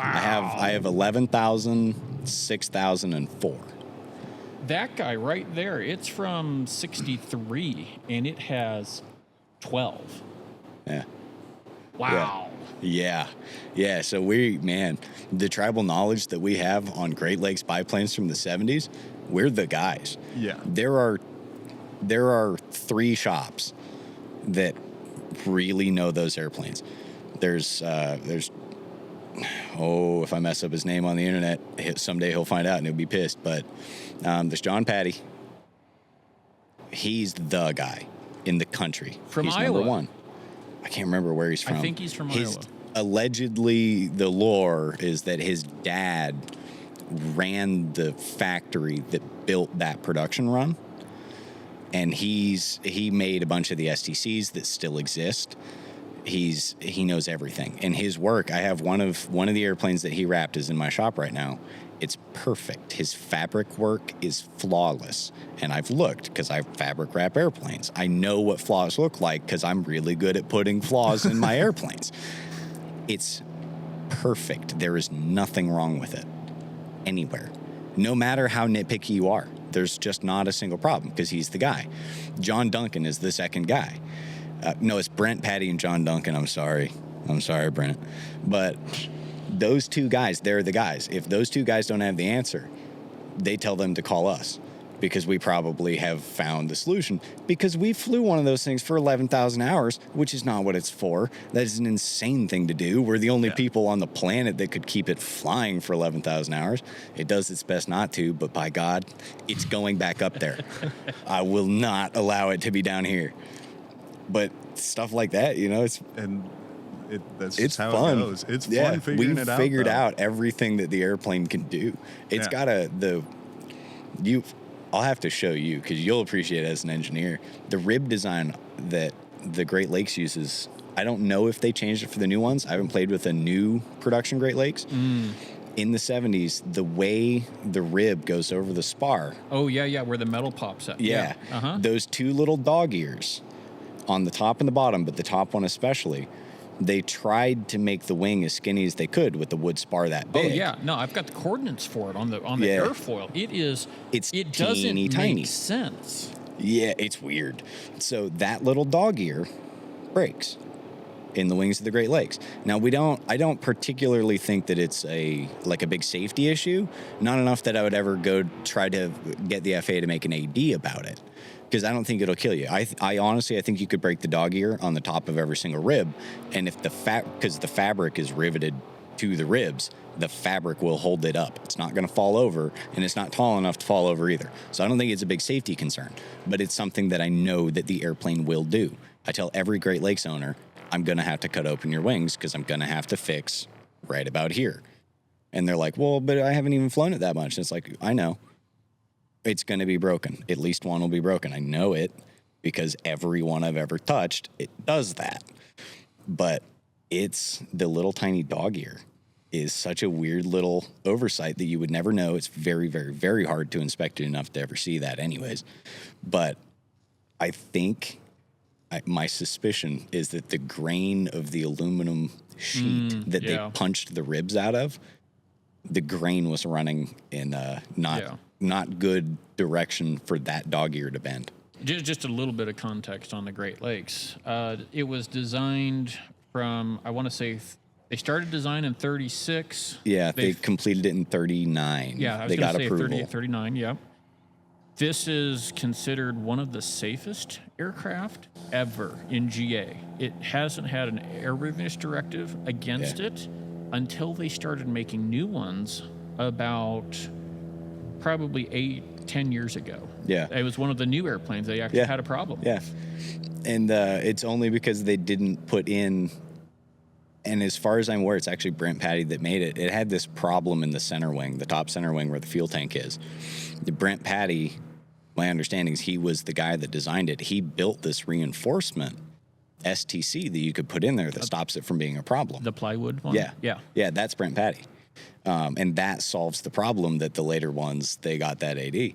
And there's one on the tail. But otherwise, yeah, it was supposed to be, I've never found any proof. I think they were going for the trainer contract that the Stearman got. Yeah. I think so. And it would make sense that Boeing got the contract because, of course, Boeing is going to get the contract. They made like 1 million of those things. It's crazy. And the Great Lakes is much smaller. There's a lot of silly little nuance, right? But dude, they're fun. Also, if you still have the blueprints, I do. I need them, please. Yes, they're I'll in my digitize them office. for you. I have already digitized them. I'm gonna give you a big kiss, dude. I'm gonna give you a big wet kiss on this podcast, dude. Welcome to the homoerotic portion of being a mechanic. Oh, no. Honestly, dude, sun's going down, starting to get a little rowdy, you know? Right. Well, with that said, I said we're pushing an hour and a half on this. You can cut out a good 6 minutes that will be worth listening to. I can assure you. But they said, so I really wanted to make something that potential new students could listen to. And unfortunately, one of the biggest subjects that we used to have a faculty, his name was Nick Tarosky. He was fantastic about it. He'd come in and he would literally stand on his little box and he had his checklist and he's like, okay, don't do this, this, and this, and this, and this, and this, and this, and definitely don't do this. And I've kind of taken up a little bit of that now that he's left. The culture's definitely changing a little bit, so it's you see more of it. But one of the biggest things is drug use with students. And I hate saying that, but it's the honest to goodness truth. In class, we do some dangerous stuff sometimes, like my sheet metal class. We're drilling holes. Mm-hmm. We're driving rivets. I stuck a drill bit through all the way across. Yeah, it's right here. Nice. Yeah, I punched through a plate and it broke, and it just right through my hand. And we do. We have our fair share of injuries. I had a guy, he cut something out and he decided to polish this ring of aluminum on a bench polisher, and that ring of aluminum caught the bench polisher with his thumb in the middle of this ring. We had to, I felt bad for the maintenance guys. He had to use a mop. Yeah, it picked a whole field of oopsie daisies with that one. Yeah. But my favorite one, by far, and I say favorite in the most, please don't do this. I went to college. I know what a party is about. I know what marijuana smells like. I know all of that fun stuff. Yeah. So when you walk into my class smelling a certain way, I'm like, maybe you should go home for the night and maybe rethink your choices moving forward. Yeah, and this is the only maintenance profession that you can't do it. No. Right. I get it. I totally get it. It's cool guy shit, man. Whatever, and it's legal at a state level. Yeah. However, I am governed by the Federal Aviation Administration. I am governed by federal laws. It is not federally legal. Right. So that I went and double checked for today. They're looking to turn it into a Schedule 3. Yeah. DOT still does not care. Okay, and They're 20 years behind, like you said. The FAA They will never fought make it. kicking and screaming to not let pilots take Benadryl. Yeah. You can, if you fly airplanes, you can take Benadryl. There are a lot of rules about if you're allowed to take Benadryl and when and how much. All of that information. These guys are not happy with you taking Benadryl. They're not happy with you taking anything. I mean, you can be a drunk. They don't give a shit about that. But, but that one's fine, can't say that. But 8 hours to the drop. hey, man, it's just no boozing and cruising, no pouring and soaring. But this is the only federal one that you can't do it. It's not federally legal. Yeah. I get it. I knew all of my friends were hippie stoners. All of my friends growing up. In our class, man. we had a couple guys who did it, and pretty much all of them did either had to make the decision, is this more important to me than smoking pot? Is my Or- future worth locking down and letting go of this, or Yeah. Mm-hmm. And I personally, I got caught. I pissed hot, and it sucks. It's so not worth it, dude. I could have lost my job. I probably should have got fired, but my company liked me. And if I had gotten fired, and then you're pretty much done. Like, you have to find another company who's willing to take you on, who's willing to send you to monthly drug tests, randoms, and they have to be viewed. So I have gotten uncomfortably comfortable with somebody watching me pee, Yeah. and it sucks. And then it's just so not worth it. And I tried, we had 2 or 3 classmates who were actively doing it at the time. And we're all adults here. It's you do what you want, but some of them were in the field as a mechanic, Oh yeah, and Yeah. It happens. and you will get caught. Yeah. you will get caught. I'm not. It does like, not matter. I don't think that magically the law makes anybody not do dumbass things. Yeah. But in my world, the way that it shakes out, right? So with what I do for work, especially if I'm working for myself, right? If I'm doing my own work, there's nobody to drug test me. So I could get high. I'm perfectly capable of smoking things. If aviation runs on nicotine and caffeine and a nicotine, dream, yeah. But if one of my airplanes has an incident, and if we have an incident and I have a fatal in one of my airplanes, right? The first thing and I'm right through that book, book, and they have any suspicion that it's the airplane's fault and not the pilot's, they're going to drug test me. I think they're going to drug test you even. Yeah, guaranteed. Yeah, and they're gonna get you. If I piss hot after an airplane that I've signed off with my name. This airplane is safe. Mm-hmm. This airplane is airworthy, or whatever I have done is safe and airworthy, right? Because that's what my number means. I sign that off, right? I'm guaranteeing the safety of the pilot. So if for some reason something happens and my pilot proves to not be safe in my airplane, and then I piss hot, it's right in the rules that I do not do drugs. So if I did drugs and I worked on airplanes, that means everything I've ever done to an airplane Yeah, they have to Is is look it. not legal. Yep. So depending on how they want to play it, one, if a pilot is dead, that's manslaughter because you killed them because you Yep. didn't follow the rules laid out in front of you. Tough. And these guys have money. You think their surviving wife isn't going to sue you until she Yeah. dies? Oh, the aircraft's insurance. Yeah. I mean, the whole Yeah. insurance on Yeah. these aircraft. There's a Millions. lot of people that are going to come after you about It's not this. fun. The Yeah. FAA and the NTSB will work together to get you, and the NTSB has one more letter, and they will fuck you. But they got 4. So, but in all of those guys, they will come out. Well, and even they'll get you. Even trying to deal with okay, what do I do now? You have one shot after, and that's even if anyone's willing to take you. There's been so many. I'm not even thinking about the airlines now because I'm for sure those doors are closed for me. I'm almost 100% positive on that. Unless you're exceptionally good. unless I'm and exceptionally you wait a good. long time. And I wait forever. Yeah, But it's not necessarily like an end all be all or anything.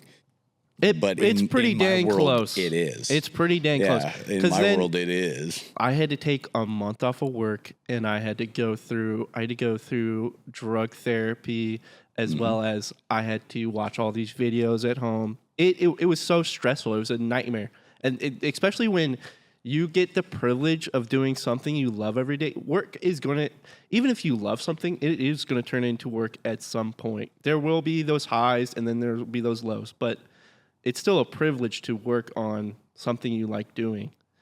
And for that to be like, yeah, you can't even, don't even look at them. Like, Yeah. You just went to school for 2 years, spent $15,000, yeah, drastically changed your relationship with your spouse because you were gone for 16 hours a day for 2 years, and then you smoke one joint and it's gone.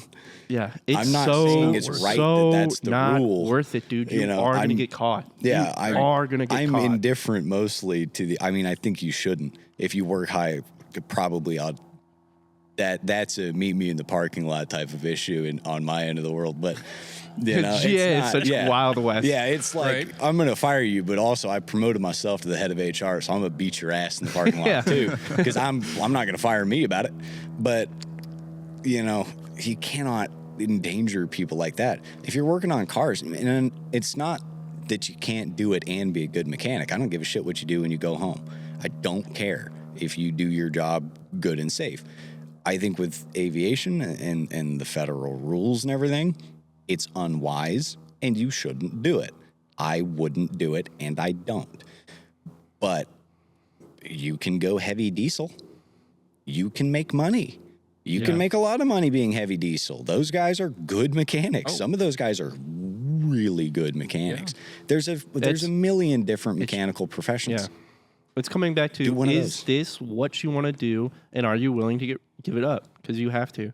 Yeah, and that's the It's cost. not That's worth the using cost the of playing. fake P Yeah, either. I there's- know, dude. It Yeah. just sucks. Because Leo, I'm sorry if that's not appropriate to We'll name bleep drop. it out. Yeah, we bleep it, then we go. "Brr." But yeah, he was here, and then he disappeared. Yeah. And he might be in another state for all I know. The last class. The last, very, very Yeah, last class. yeah. And- And he would have been so successful. He and would have so been. good. Yep. His sheet because metals. he got it. He was an artist. Yeah. Like Yeah. things that I He struggle with. intuitively understood exactly how to succeed. He would have been one of those guys, But it one was- of those niche that guys was more that does important. that one thing that makes that money. He would have had it. Yeah. Yep. Like I'll throw in there like the company that I'm at right now. So like I said, we're 145 repair station. We also an FBO. We deal with business jets, and I'm a DOT employee, right? So I said, hey, yeah, I'm gonna be clean while I'm doing this. I got randomed 2 weeks ago. It's a thing, right? For sure. I just, again, from an instructor standing in front of the class, a new class, I haven't figured out how to scream loud enough. What can I do to say to these people? Well, it's not only that, but everyone else in the class, even if the teacher doesn't know, everyone in the class knows Oh, who yeah. is and who's not. Yeah, well- I've had people surprise me that I had no clue, and then Yeah. other people it's blatantly obvious, and I almost don't even worry about it. I'm like, there's no way they're going to finish the program, but Yeah.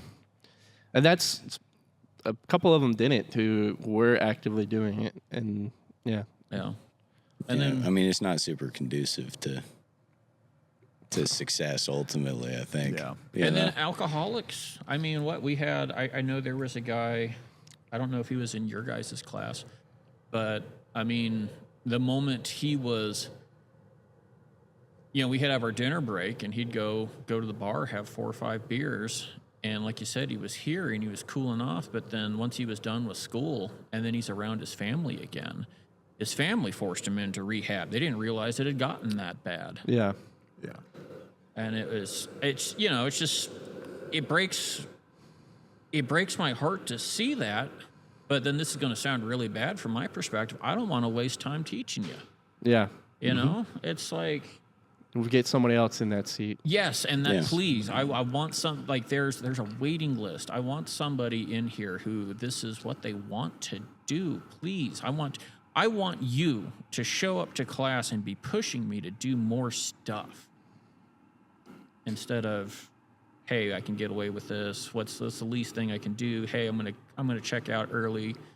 Go You can do get away with a whatever. lot, but in the end, it's just Yeah. hurting yourself. Like, Yeah. you're going to be the reason you don't pass. Yeah. Well, and if everybody knows that you are that way, No it's one's going to want to help aviation. you. Yeah. Well, everybody knows everybody. Yeah. Yeah. Everyone, because we're 25 years Somebody had behind. yeah. Everyone knows everybody. Yeah, You know how yeah. many Tiny. people have been recommended to get hired from here to me because I'm a guy that hires apprentices? Mm-hmm.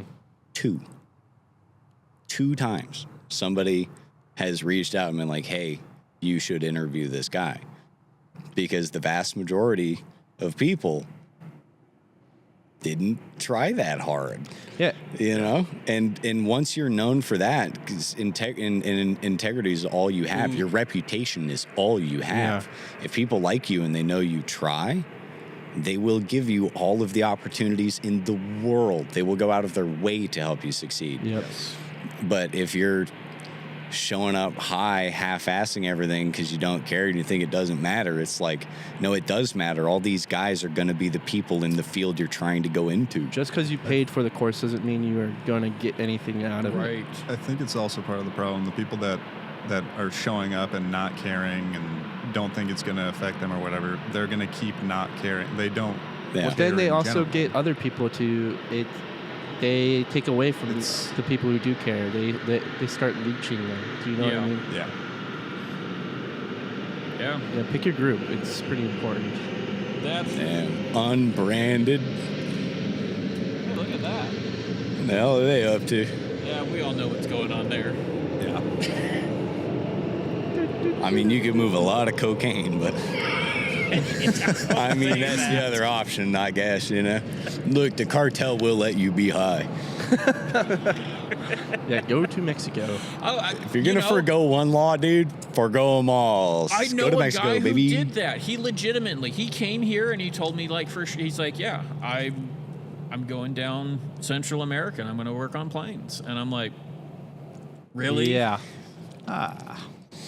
I was stumped. I can't imagine you could actually make money doing it, but there's got to be a level where, like, I've worked on enough airplanes and I've seen enough bad repairs that survived for 100 hours Yeah.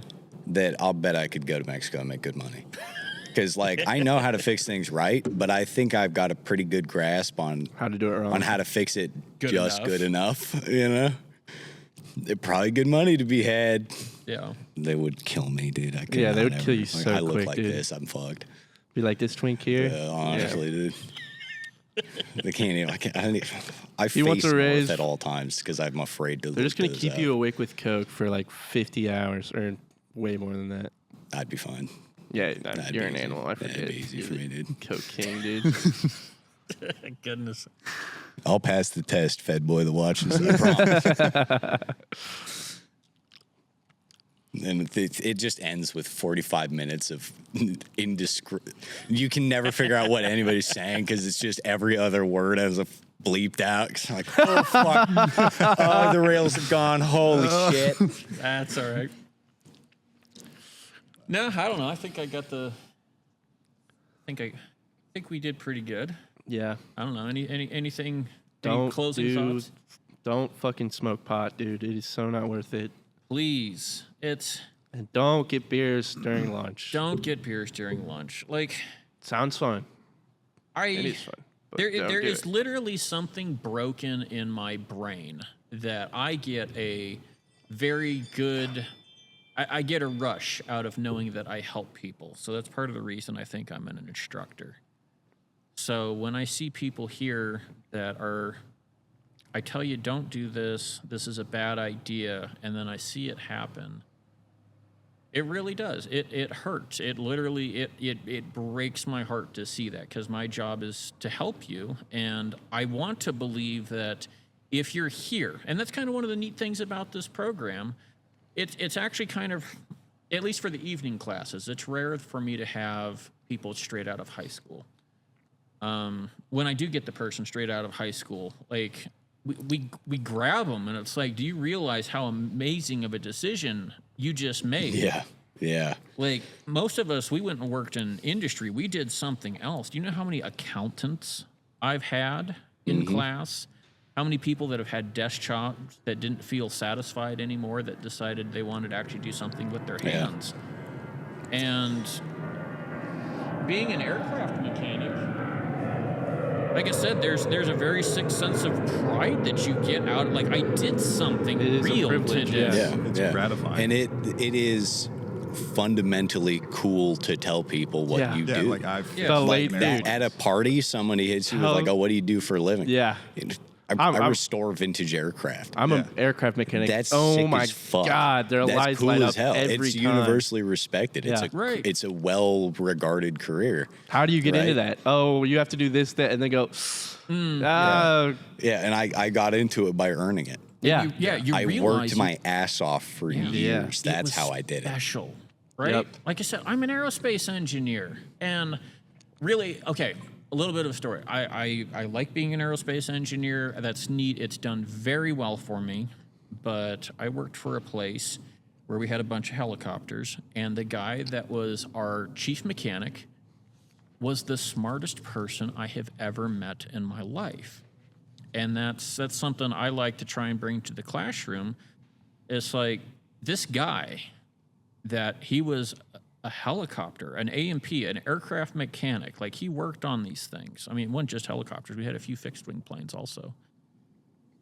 This was the smartest person I've ever met. He inspired me to go do this. So I think being an aircraft mechanic is incredibly cool. I hold a good aircraft mechanic to incredibly high standards. So, and I think it's an honest privilege to be able to teach people how to do this stuff.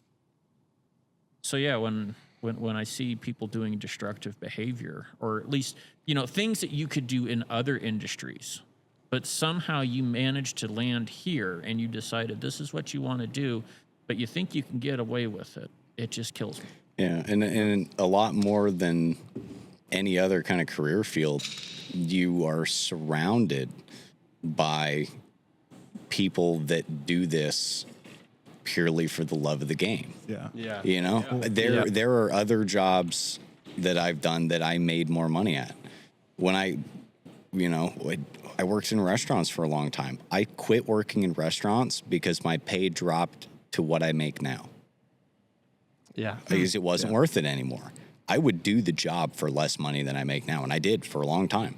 I didn't make it a lot, but I can pay my bills, and that's good enough because I get to do something that I love. All of my guys that I have are purely in it for the love of the game. We do this because we love it. It's almost not even something that I want to do. It's something that I have to do. It's like a compulsion to fix things. Gratifying, Yeah. and it's a super huge privilege. It feels like to be able to do. Yeah, it's even great. being It's so able to, good. But if you get a job where I work, and you're just a guy that's fixing machines because it's a paycheck, I don't even really want you around, because I would rather have another guy like me that loves this stuff, because I love this stuff. And I had the same problem in school. It's like, if you don't have like a passion for to it, learn it. I don't want to learn. Yeah, with it's like, you. I don't care about you at all if you Yeah. don't, because we're here to do this thing that to me is absurdly important. Now, hold on. I got to pull a little cleanup here. Just throwing that out there, because I like this program, and we were joking about the screwdrivers class, right? Yeah. We I have hated that screwdriver class.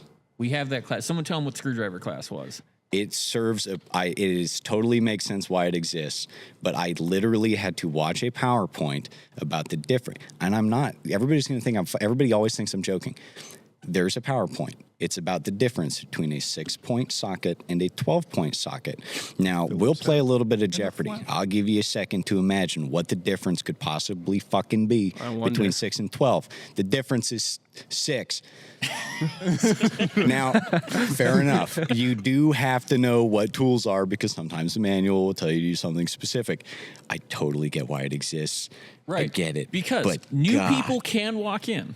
Yeah. You can walk have in. And The hardware good for class- them. the That is a hardware cool class is thing to pretty do. brutal, too. That's cool as hell to just walk in, never having fixed a machine, and be like, "I'm going to fix machines because I think I would." And please can. do it. I've had it. I've had it happen. I will teach an apprentice from nothing to everything if they want to learn. They want to learn. If they 100%. want to Take it learn, I will serious. teach you everything I possibly can as fast as I possibly can. And we want to. Yeah, We want to teach it's you. Like I love it. It's so fun to teach people. And if you know nothing and you have a good teacher, that's a better foundation than a guy that knows a lot but half of it's wrong because he learned from some dipshit.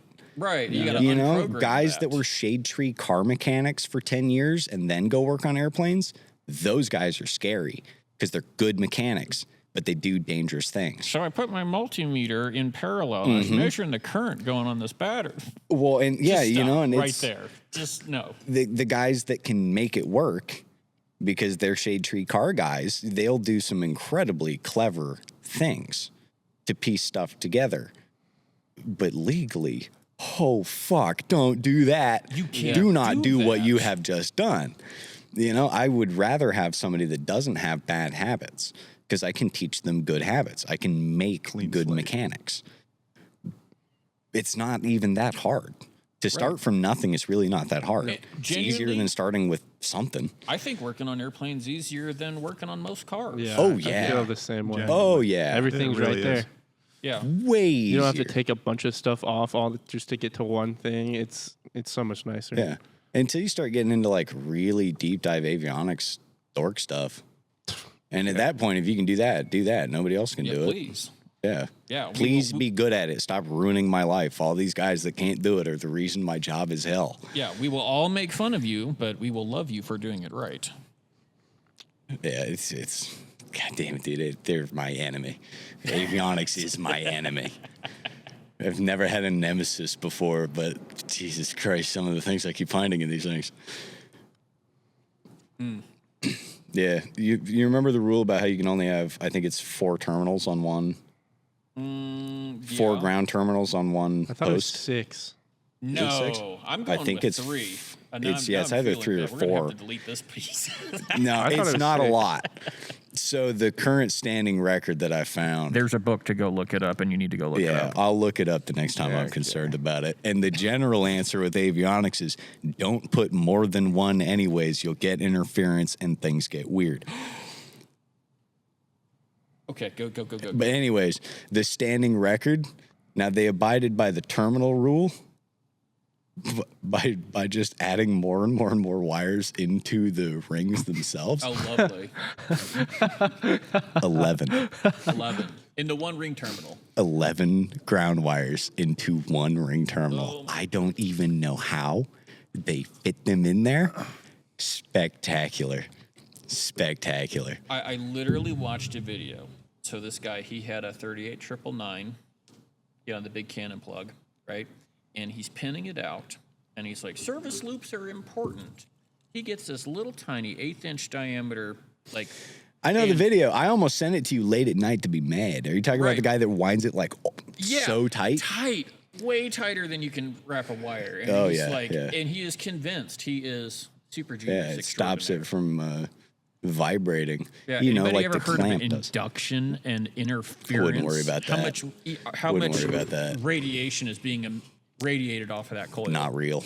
Not real. And also somebody else's problem because I don't know that shit. Oh, it's a DC Yeah. pulse signal that simulates AC, so we get no. Yeah, dude, I it's saw that video. screaming on I the saw that oscilloscope. video at like 3 a.m. and I almost sent it to you, but I was like, there's no reason to make him mad with me this late at night. You know, I was like, I don't need to do that. He's my friend. I don't need to do that to him. Because I knew you would have the exact reaction I did, which was like, what the Why fuck is this? Why? That is not aerospace approved.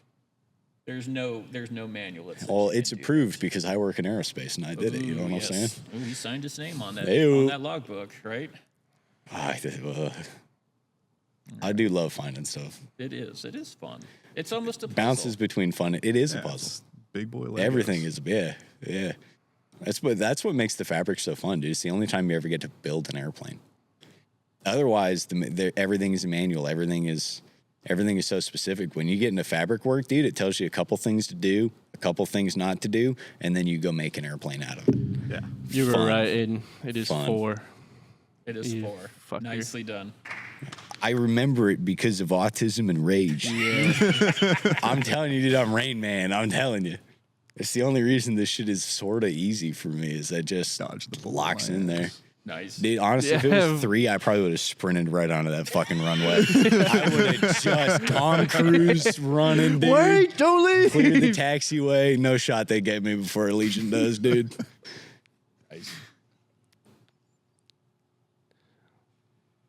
Damn, it's a shame that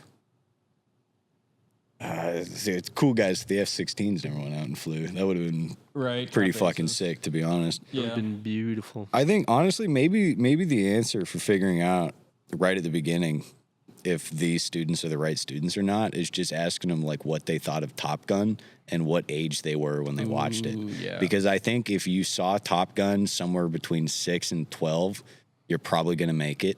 Yeah. And if you didn't or you didn't like the movie, The wires. get the fuck out of here. I And remember. make space for a guy that watched it and went, I could do See, that. you say that, but forever." then Zach, it was in love with aircraft. He would skip lunch to go watch the planes. I And used to do that. yeah. guess what I Zach still is do. doing I look now? at every airplane that Yeah. flies every time. He makes coffee makers. He's at a repair station fixing coffee makers. Oh, He's a Which barista. Which, I mean, no shit on it. I mean, but your tests are right in front of you, man. And he does not like it. He whenever he talks about it not with like a ton wait. of pride. Are, like literally a barista, or like are you talking about? That's- he's I- working that's on- just what He we fixes rag on him back like, about. Like on the bigger airliners. Like Oh the yeah, the bun boxy- coffee Fixes the pots. galley. Yeah. Yeah, no, The those galley things are like coffee 15 pots. grand. Yeah. Yeah, Yeah. yeah, no, that's who is it? I think there was a guy in my class a long time ago that's what they were doing. Like they go down to Marana and pull them out and overhaul them. I mean, even the actual glass coffee pot. Yeah. Yep. Yeah, no, that's a big business. Yeah. Yeah, but it's not when Terrible sign up. job. Yeah, it sounds No. like a terrible job. Ooh, maybe that's worth talking about for a second. Getting stuck at an MRO, so maintenance repair overhaul facility. Yeah. Yeah. Those or You will probably have to work your way into the industry because unless for some reason they're very desperate to hire, if you're a fresh A&P but you've never worked on an airplane, it's really factually fairly hard to get a job working on an airplane because you've never done it, right? Yep. And On I went wing. to school with a bunch of guys, and not all of them good. Did they finish school? Yes. Did that make them less dumb? No. So, there's a lot of those guys floating around out there. So an MRO, because they'll hire anybody, if you go there, the jobs tend to kind of suck. There's a reason they hire people all the time. It's not stellar revolving leadership, door. But if you stick that out for 6 months, Yeah. one, you start to meet people, and two, you prove to somebody in the industry that you're actually worth the shit. Mm-hmm. And as soon as you do that, that's when the game begins, right? Because now the hiring process in this state, in this country, for any job, if you have a reference for something, right? So if I'm going to hire you, and I see your resume and you worked somewhere, right? I can call that reference and I can go, hey, did this guy work there? Legally, the only thing that can be done is I go, did you work there? Or did this guy work there? And they can say yes or no. They can't really indulge any information legally. Right. But people talk. Now, that law, I would be willing to bet, a little bit newer than 25 years old. So they're going to ask. They're going to ask, who are you? Do you get along with people? Do you work hard? Do you learn things? Do you care about learning things? Or do you just show up and do whatever?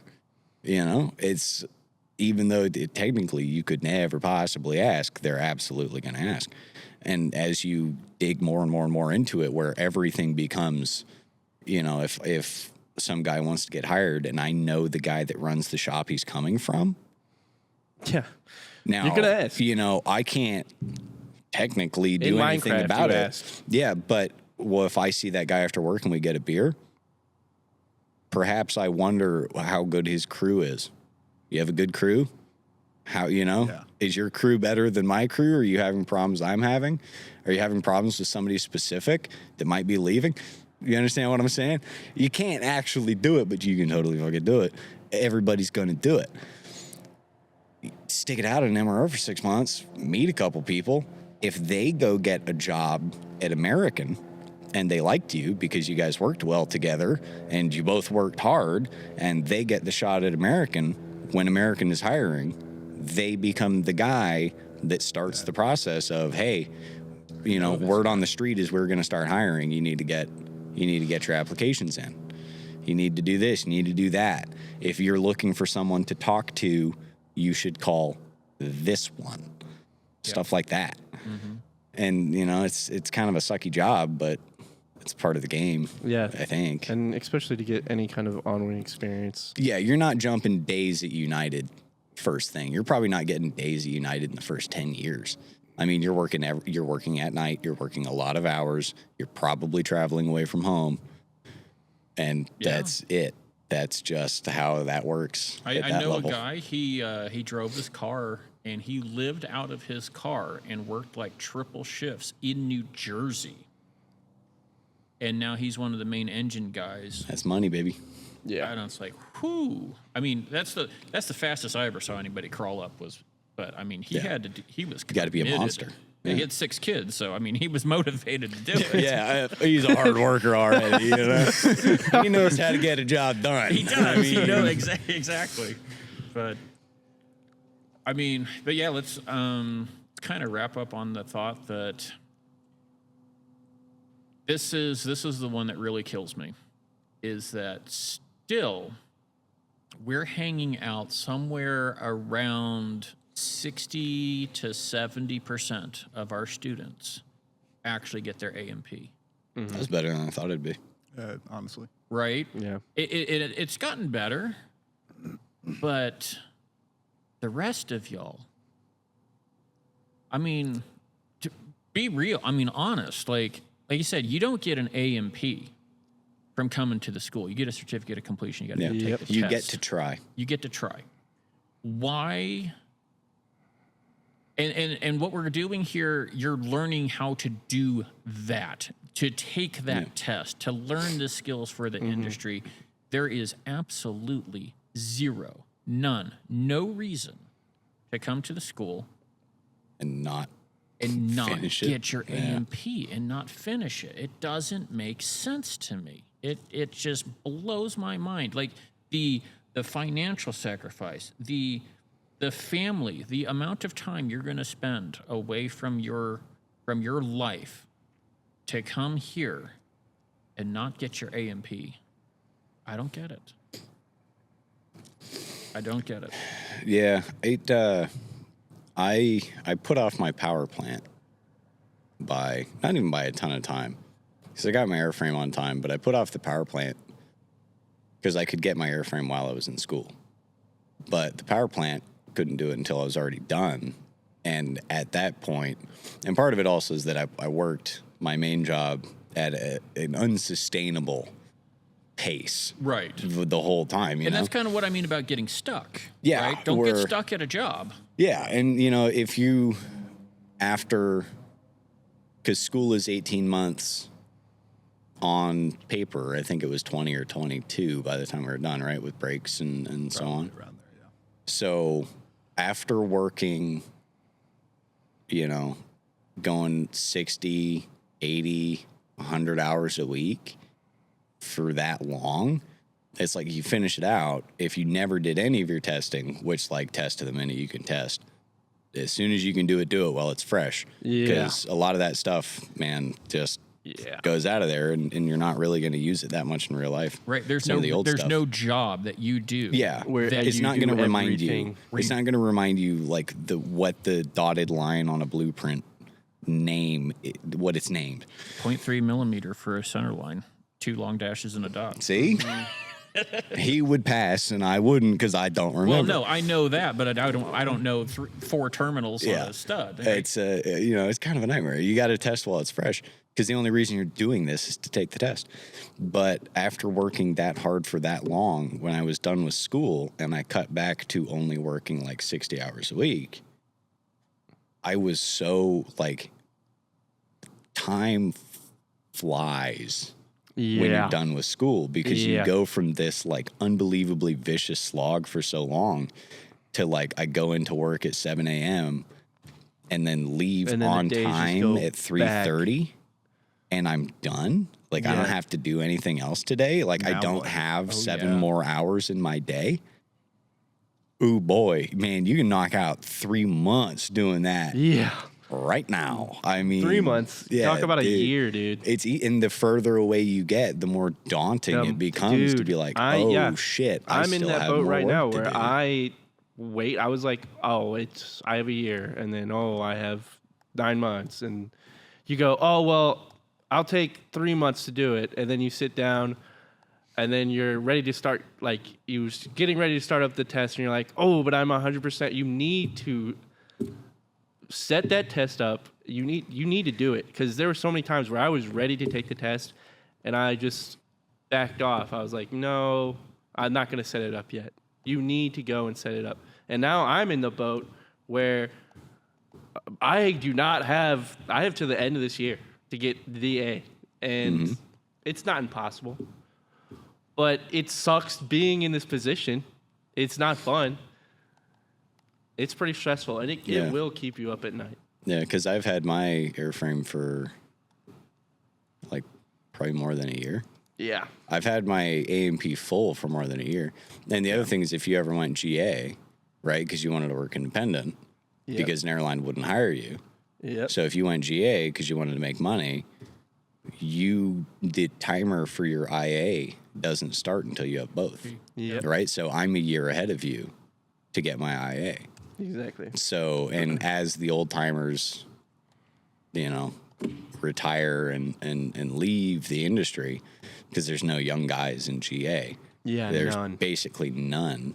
I'm an oddity. Yep. And they're actually generally quite nice to me, because it's so weird that I even exist in the world that I exist in. In the position that I'm in is crazy. Yeah, you are in I've kind of been a blessed crazy in position. ways that are absurd, Yeah. Yeah. But if, getting your IA, doing annuals, that's how you can make money in GA. And that timer doesn't start until you have them both. If I had got my power plant the minute I was able to get it, I would have my my IA 6 months sooner. Mm-hmm. So that's, I have to wait 6 months longer It's not to worth make it to enough push money, off the test. to support my family than I would have otherwise had to. Right. For a career that I love more than anything. It's in the, I think and generally I ask people, generally kind of inopportune times, but there is a level of self-reflection that you should do, and it's to answer the question of what is your favorite thing? What is your most favorite thing? And not in a superficial way, but like really, really, really search and find the answer. What do you value the most? What do you love the most? What is the most important thing? My favorite thing is airplanes. Mm-hmm. So I chose them as a career, and that makes all of the bullshit worth it. Yes. Makes it worth it. It made the work worth it. It makes the hours worth it. It makes the stress worth it. But if this isn't in your top 3, why bother? Yeah. You should go for the top 3. It's not that everybody in the whole world gets to have a job that's just totally perfect for them like mine is for me, and I get that. Realistically, I've done a lot of jobs I didn't like. I'm sure I'll do more in the future. I don't know if I'll ever do this forever, but Ooh, that's a fun statistic. We keep track of it best we can, but I mean, okay, so the amount of people who do get their A&P, how many of them are still in A&P 5 years down the road? And it's I think I have better information on that than the college does, just because, like you said, aviation's tiny. Yeah, people talk. We know what's up, and it's probably pretty stunning. Yeah. And you could do a lot with it once you have it. Yeah. Yeah, you can make Pretty famously, if you want to lot go of work on roller coasters, Yes. Right. you need your airframe to do it. As my grandpa worked on elevators his whole career with an A&P. I thought that was interesting. I didn't even know that till well after I was into the program. Yeah. My mom's like, "Oh yeah, Grandpa Tom had that." Yeah. And if you ever go on the welding side of things, because Now, the beware. legal welding for airplanes is like the wild west Yes. of what the law actually is or isn't is bonkers. I tell Bonkers. students straight up, if you want to weld on aircraft, quit the program right now And go weld instead. and go work for Yeah. somebody who's welding aircraft parts. Yeah, because it's not, and those guys aren't AMPs. No. But if you are an AMP and somebody needs a part welded and you're a welder, that's a really nice thing because you then at least you get and in airplane world, like for pilots, having an AMP is hugely respected for reasons that I elude me because I've met a lot of AMPs. And an AMP to me doesn't really mean that much, but for pilots, having your AMP is a big deal. Those Because guys you wanna know view why? you in a crazy way, probably because it's they are more still tests. alive. It's more tests to get your AMP because to get your private pilot's license. I know there's a lot more licenses for a pilot, but to just get your AMP, it's more tests. An A&P is essentially equivalent to a commercial pilot's license. They see it as much more difficult. Yeah. Because I was just at a testing center and they were like, "How many tests is it?" And they went, "What?" Yeah, so it's a shocker to Right. them. It's 9. Yeah, Yeah. yeah, it's 9 tests total. 9 tests. Yeah. When they just have the 3 for the private pilot, right? There's Or 4? for each rate. So private pilot, you have pretty much what we've got. They've got a written. They've got an oral, which honestly, when I did my private pilot oral, I didn't even know it was an oral exam. I just thought I was talking to the examiner before. Yeah, you're just sitting there talking shop. And he's like, Yeah. "Cool, you're done," and you're like, "Oh, Yeah, essentially, like Whoa. legitimately, I had no idea that was part of it. And then we went and flew, which I can fly. Yeah. So it wasn't that big of a deal. But yeah, the AMP tests. I mean, right now, the current ones, they're pushing somewhere around 8 to 11 hours for an oral and practical for general and airframe right now. And it's like on average." yeah, they changed up a lot. So what they're doing now is it's the regular oral that you begin with, but then the practical, you go in and do the practicals. And then after you're done with each practical, they ask you 2 more oral questions that you get to look up in the book. And they're incredibly specific. So it's like you have to go find the exact line in the book. So yeah, that's changed since we've done it. Yeah, I had follow-up questions. I was gonna say You did I have had follow-up okay. questions. I don't we might remember if have. I had Yeah, 2 of we them. had follow-up questions Okay, as well. so you guys had it before. Yeah, Yeah. That's a long time to It's still take to new do to the me. test, though. Yeah, Were you guys Like- 100%? Did you have to do 100% or was it 70%? 70. Okay. You can only miss 3 questions though, and then you're done. Yeah. Well, Yeah. no, you can only miss 2. It By the 3rd one, you're done. All right. So I'm showing my age because I think it changed in September of 22. I think is when the rules changed. Yeah. So Yeah, because I remember it was changing while we were testing, and everyone in class was like freaking out. They're like, "Well, yeah, we didn't know are what was we going to even happen. are we going to know Yeah. what to even study?" And Okay. Yeah, you were right there. and we didn't. no, we didn't. No. You just had to know. You just had to know your You stuff. had to go to That's the the nice school. That's thing what with the was new so awesome questions. about the school, the too. new questions, you do not have to read the new questions.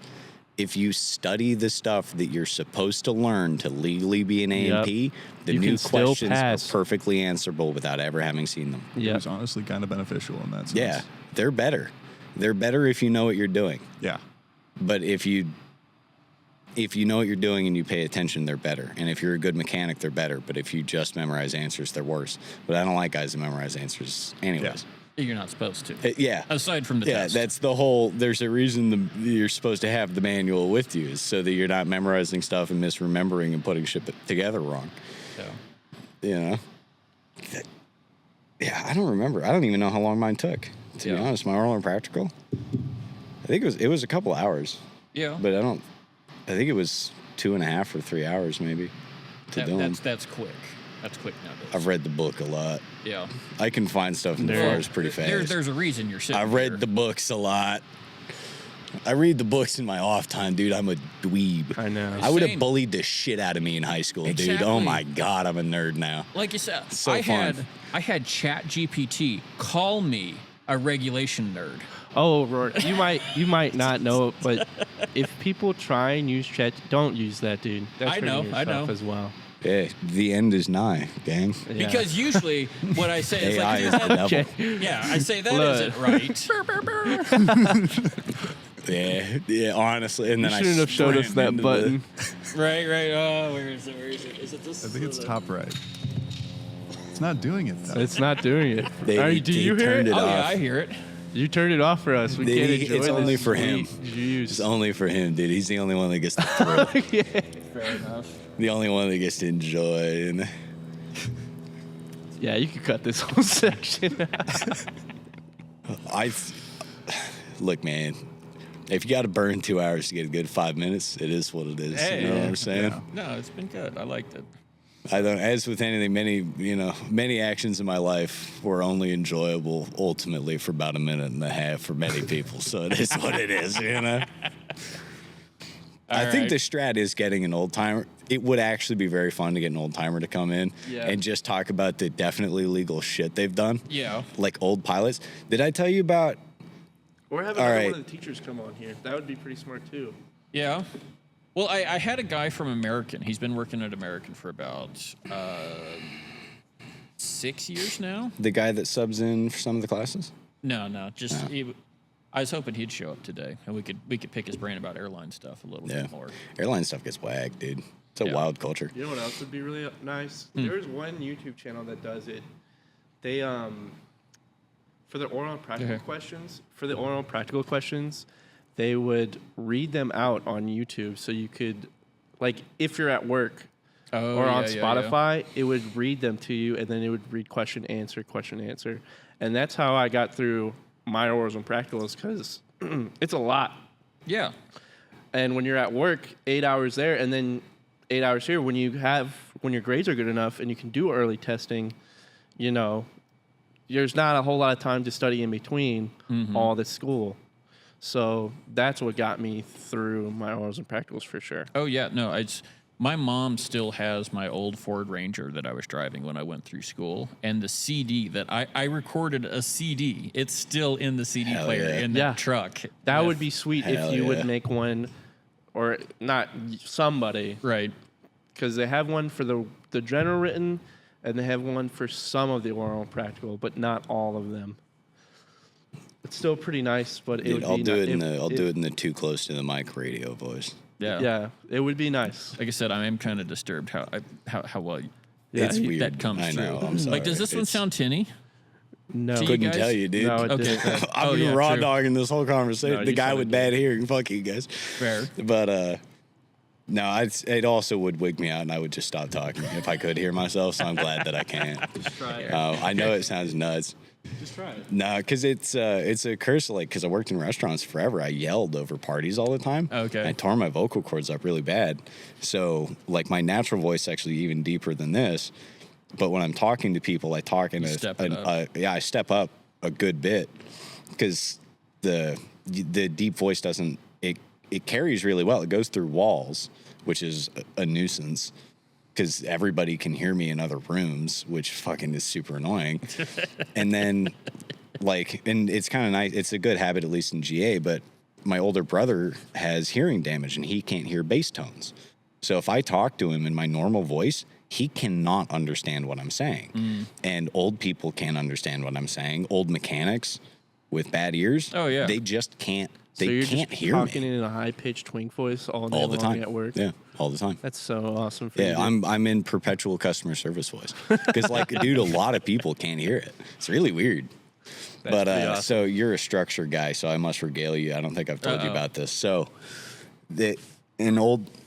I will not list who he is, and I love him. He's a wonderful guy. So, old timer on the field, put down an RV off field, engine failure, uncontained, proper, snapped a con rod grenade. Just Ooh. blew up his engine. Just, put yeah. it down off field, landed beautiful because he's a hell of a pilot. Took the wings off, brought it home, new engine, put the wings on, right? Got everything back together. And he comes in because he's got like 20 hours on this fresh engine, and he's got some kind of vibration problem going on somewhere. Something's vibrating. Not sure what it is, you know, and we're kind of troubleshooting stuff. And I'm just talking like, what have you looked at? What have you done? What are the symptoms? You know, is it RPM specific? Are we thinking we've got an engine problem? You know, do we have a bad injector? Did you get dirt in the tanks when you took the wing off and maybe it finally a little bit got stuck in an injector? Something like that, you know, it's an injected Lycoming. They do that. And we're spacing it through, and I was like, man, this sounds like you've got flutter. Like, it sounds like you've got something's fluttering. You know, I don't know if it's your elevator trim tab. That's kind of what I was banking, because it does it on the ground, but it's always in the prop wash. Ooh. So I'm sitting there, I'm thinking like, do you have is your piano hinge going bad? Are we fluttering or something? And he hit me with the most spectacular counter response to the flutter, which was, yeah, well, you know, I was thinking maybe something was fluttering, so I went up and I took the plane to the VNE.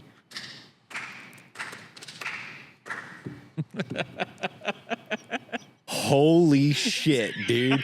I just went, excuse me? What? You're like, here, let's see if I'm going to die today. Yeah, so is my tail going to snap off? I'll find out by going the fastest I'm legally allowed to. Right.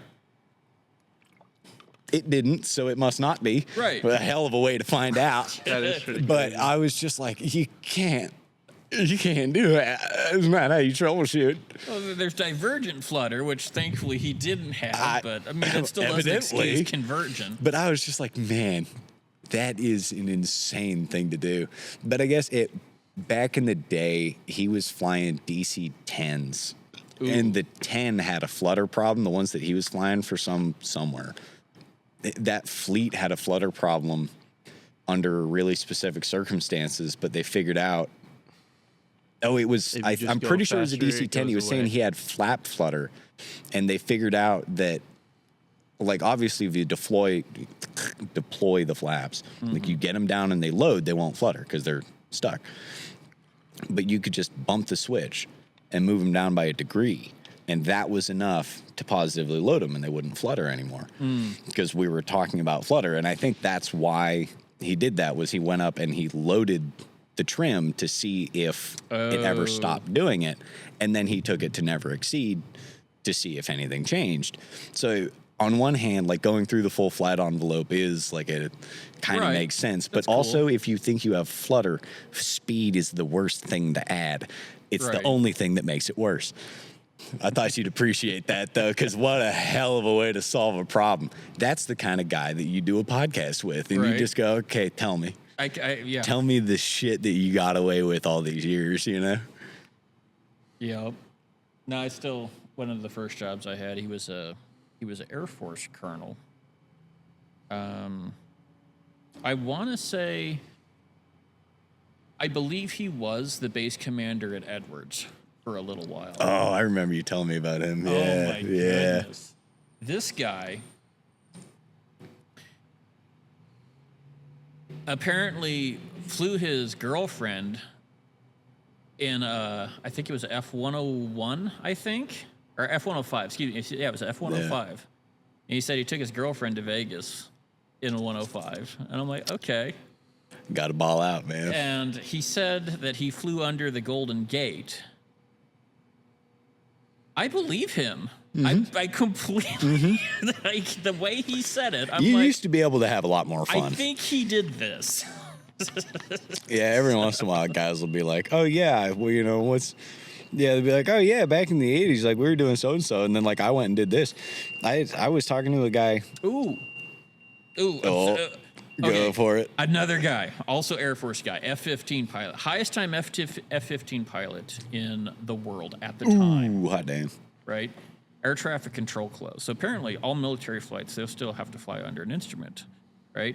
This guy, apparently, during when Reagan decided to fire all the air traffic controllers, there wasn't any ATC for a minute. Yeah, he went and flew the Grand Canyon. Like, straight up Star Wars. Oh, like, fuck yeah, dude. That's awesome. A canyon run. That rules. I believe him. Yeah, dude, we had a guy that was out flying our Cub to get his tail wheel. Oh, poor bastard. We had a guy. He was flying our Cub. He's finishing out his tail wheel because the FAA wouldn't accept his military experience in a tail wheel. Yeah. Mm-hmm. So he had to come get his tail wheel endorsement. You know, we're just kind of chatting. You know, he's a nice guy. We're talking about Cubs, and he's like, yeah, you know, I got to finish out my tail wheel. He's like, I flew in the military. He's like, I got a lot of hours. He had a lot of hours. You know, he's like, I got a lot of tail wheel hours. Like in the military, the FAA just wouldn't let me do it, so I had to come fly this one. And I was like, what tail wheel are you flying? I was like, I thought they retired all of them. And he looks at me, and he's in the coolest and most genuinely humble way he possibly could have. He goes, oh, well, the U2 is a tail wheel because they're in line. Then there's only two. But he's like, yeah, technically the U2's a tail wheel, so it counts. And I just looked at him, I was like, you flew U2s? Right. So you flew the hardest to fly airplane. Ever. Yeah. And you had to come here to fly the easiest one ever made to prove you can fly it? I was like, what the fuck do you mean? What, the FAA is just like, nah. And they just, nah, doesn't count, doesn't work. Yeah. That's the beauty of the industry right there. But yeah, he said it, and he was like really quiet. Like he didn't even want to admit that he had. I think he said he had like 600 hours in a U2, and I was like, dude, that's a shitload of time in that airplane. That's crazy. And he like didn't even want to admit it was a U2. He was like shy about it. I was like, God damn it, you're the coolest man. Right. You're gonna come in here and say the coolest shit I've heard in the last month, like it's nothing. Fuck you. Yeah. Come on, man. Again, aviation's tiny, so you come like. You're sitting there and you're talking to somebody, and you don't even realize who you're talking to. And like I said, this guy, well, highest time F-15 pilot in the world. That guy was neat to talk. Like, to be able to say, I went and flew the pattern in a Cessna with the highest time F-15 pilot in the world. Yeah. I'm kind of proud of that. Yeah, you're like, oh my God, holy that shit. Was cool. And, like, I guarantee this guy hasn't flown anything that flew less than 500 knots in decades. Yeah. And he jumps in a 172 with me and does a perfect forward slip on the numbers. I'm like, yeah. Guy. Yeah, a lot of them too. This like those old fighter pilots, they're so grilled, like ingrained for perfection that they can't not put it on the numbers. Right. It's like I saw one guy that was out. He hadn't flown in a long time, and he came back out to fly more. And you could tell the first few, they were like perfect landings. I mean, they were damn good, but they weren't exactly on the line. So he kept going around. He had to until he got it on the dime, on the number, because I think he was a carrier guy. Oh, okay. So for him, you know, we're looking at it and they're all literally perfect. But then you find out later on, he kept redoing them because in his eyes, well, he was 2 feet too far forward. It doesn't even count. And it's like, okay, but those were still the best landings at the airport for the day. They were perfect, but they weren't. They were too far. They were 2 feet forward. Right. So nope. I was like, damn, dude, that's an insane way to live your life. But also that explains why you're the way, that's how you can do what you do. Because they're the guy that's like that. Yeah. And we fix I their like airplanes. those guys. Yeah. I like fixing those guys' airplanes. Because those guys, the ones that everything is perfect, I like the everything is perfect guys. Because I will. Yeah. I'll make it perfect. I want to do that. Guys that good enough, it starts to get dicey. Yeah. I didn't even understand that level. So I went to go, when I was looking for a plane, this guy, he had a M20, a C model Mooney, right? We went and looked at this guy's plane. I kid you not, there was not a speck of dirt in the nose wheel well anywhere. I've seen waxed wheel wells. And I'm like, that's insane. Yeah. That's so insane. That is an insane thing to do. I was stunned. It looked like it was painted yesterday. I was like, do you fly this? And you know, you look at his records, and yeah, he flew it. He flew the crap out. He flew it. I was like, I flew at Iowa last week. Mm-hmm. Like, yeah, they clean it every single time they use it, and they clean it in between. A lot of guys come out. I'll see them every once in a while. A lot of guys go out to the hangar and just clean the plane. They don't even fly it. Yeah, they just come out, and that's their routine thing that they do. And for a lot of guys, the other thing that's really nice with GA, is the TISM though. Oh yeah, it's part of it. But a lot of guys in GA, I do this stuff for the love of the game, but a lot of airplane owners that own small airplanes. And when you start getting into like serious guys, it stops being the case. Yes. Those guys, Just pay. you'll people find to do out. it. You'll deal with them. Right. But They don't count. guys that own Pipers, guys that own Moonies, old Bonanzas. Moody. Yep. A lot of those guys, that airplane, for better or for worse, when you interact with them, when they're your customer, because it can be hard, but that airplane is the culmination of a lifelong dream and unbelievably hard work. And it's the most important thing they've ever owned. Yes. It's their greatest accomplishment is getting that thing, My airplane, which is awesome. costs more than my house. Yeah. Yeah. and it's worth it. And I'm proud of it. And that's what's crazy. It's totally worth doing. Yeah. But when you interact with the most important thing a guy owns and he's been working for 20 years to get it, yeah, you better not scratch his fucking paint. Oh my God. Good luck you People scratch putting- that guy's paint. What happens if you put the maintenance manuals on the wing? Ooh, yeah, the nice little. Ooh, yeah.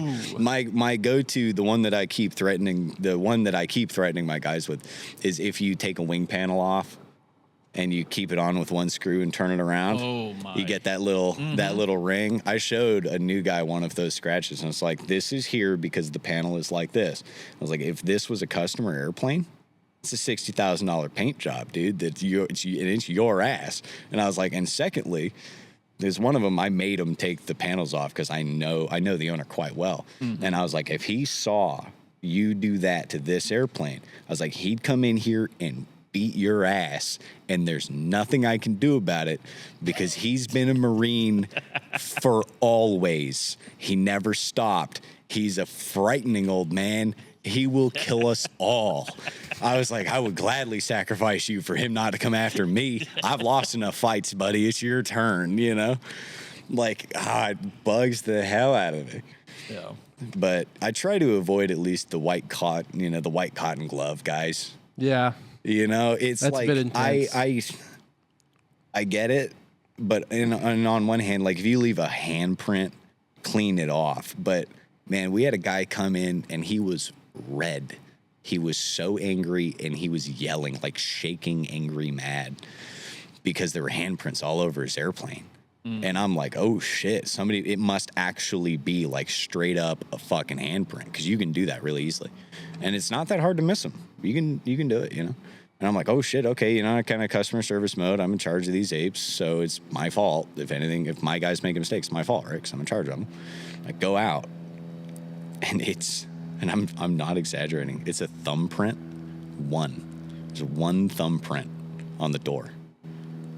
Oh man. It wasn't even like a big black thumbprint. I had to look for it.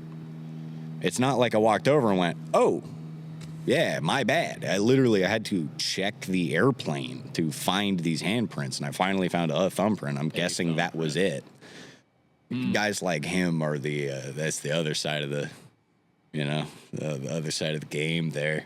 Yeah. And I don't work in his airplane anymore, so it all worked out just fine. Fair I enough. still think about him all the time. Anytime I leave a handprint on an airplane, I'm always like, ooh, that guy's gonna come get me. He's coming in your nightmares. Yeah, a little bit, yeah. They're not nightmares, dude. They're just stress dreams. Yeah. Okay. Nightmares about missing finals. No, it's all No? just this now. Just that now. Yeah, it's just with, odd stress dreams. Wake up, live the stress dream, go to bed. Live the stress. Yeah, it's all just blurs together at a certain point. Fair enough. All right. Well, hey, 2.5 hours. Good enough? Hot damn, boys. Yeah, that's pretty long. That's a I pretty love long it. podcast to listen to. I like it. I would have one of the teachers on here though. Yeah. Mike Definitely. Hutto. He's a character. Give Mike I'd on give here. Hutto 6 hours if he Yeah, let me. he's such a character. I'm serious. I would give him a day if he would. I would just want to. I would listen to him. let him go to Especially town. once the kid goes to his class and he's like, "Oh, this guy is cool. I actually I want to would listen rage to bait more of Hutto this. for 6 Oh, yeah. hours. Yeah, rage baiting Mike Hutto was so much fun. I'd have to Oh, do I it, don't. dude. We Hutto rage is baited my him about his favorite age enemy. so much. Hutto is my favorite enemy. I've never feuded harder with someone that I Yeah. loved more. Yeah. It's an outstanding character. I love him. Hutto would be awesome to have on here for sure. Yeah. I'm still trying to find the B-nut answer. Yeah. Likewise. Okay, so now, and here's for reference. I have contacted the editor of every aviation magazine I can find. I've worked my way pretty high up the chain at Parker Hannafin because they invented it. Yes, I talked to Yeah. the engineers at Parker Hannafin. Yeah, so I've talked to Parker. They didn't know. I've talked to Genuine Aircraft Hardware. I talked to the president. They didn't know. I talked to their chief, the guy that finds stuff for manufacturers. Talked to him. He didn't know. Yeah, literally the founder of I talked to the founder of the company. He didn't know. Nice. Or she didn't know. And somebody else, can't remember. I talked to another hydraulic company. They didn't know. I will find it. I know it's out there. I have a couple plausible answers, but the problem, because it's Hutto, he's a real fucking shitter. I think I did find it at one point. Because if you dig deep enough into the patents, there is a guy that's last name starts with B, and he made the first one that could be considered what it is when headlights were still acetylene. Okay. The guy that made the hose that feeds the acetylene gas to the burner, the design is clearly the same, and his last name started with a B. But Hutto wouldn't accept the answer because I think he wants the magazine clipping physically. Okay. I think he wants both things. I think he wants the magazine clipping and the answer, and the clipping has the answer. So I'm pretty sure I did find it, but he wouldn't admit it because it's Hutto, and he would never possibly admit it unless I find the answer to his Irrefutable endless evidence. riddle. Well, because nobody's ever beat the game. Yeah. So to beat the game, you have to. Then you have to ruin beat, the game. You have to beat If every you- single step of the game If you to beat the game. it After ruins all it. this time, yeah, and I'll find it. It would kill him if you did that. I'll find it. I don't think so. I think it would free him finally. You think it would free I him? think it would. Yeah, You quit.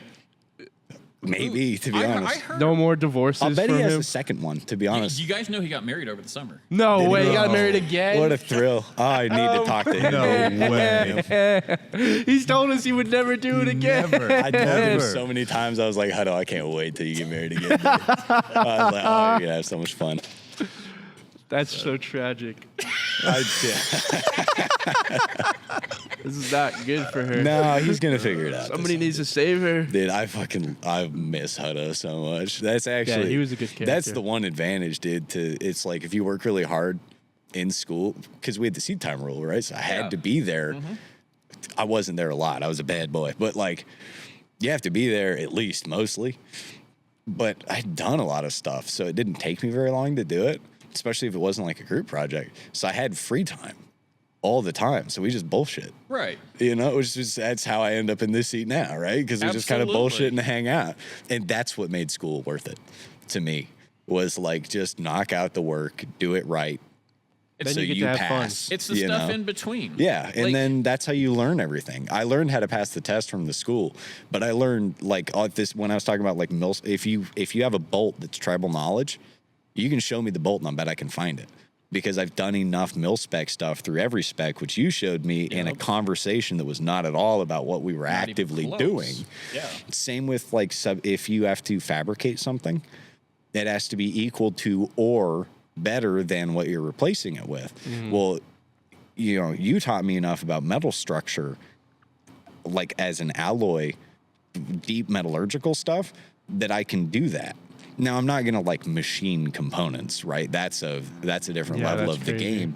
But there is a point where it's like, well, if you need to make something and you know this airplane is from the 70s or it was built in the 60s, I know this thing is aluminum, but I know that a new aluminum alloy from today is better and stronger than one from the 60s.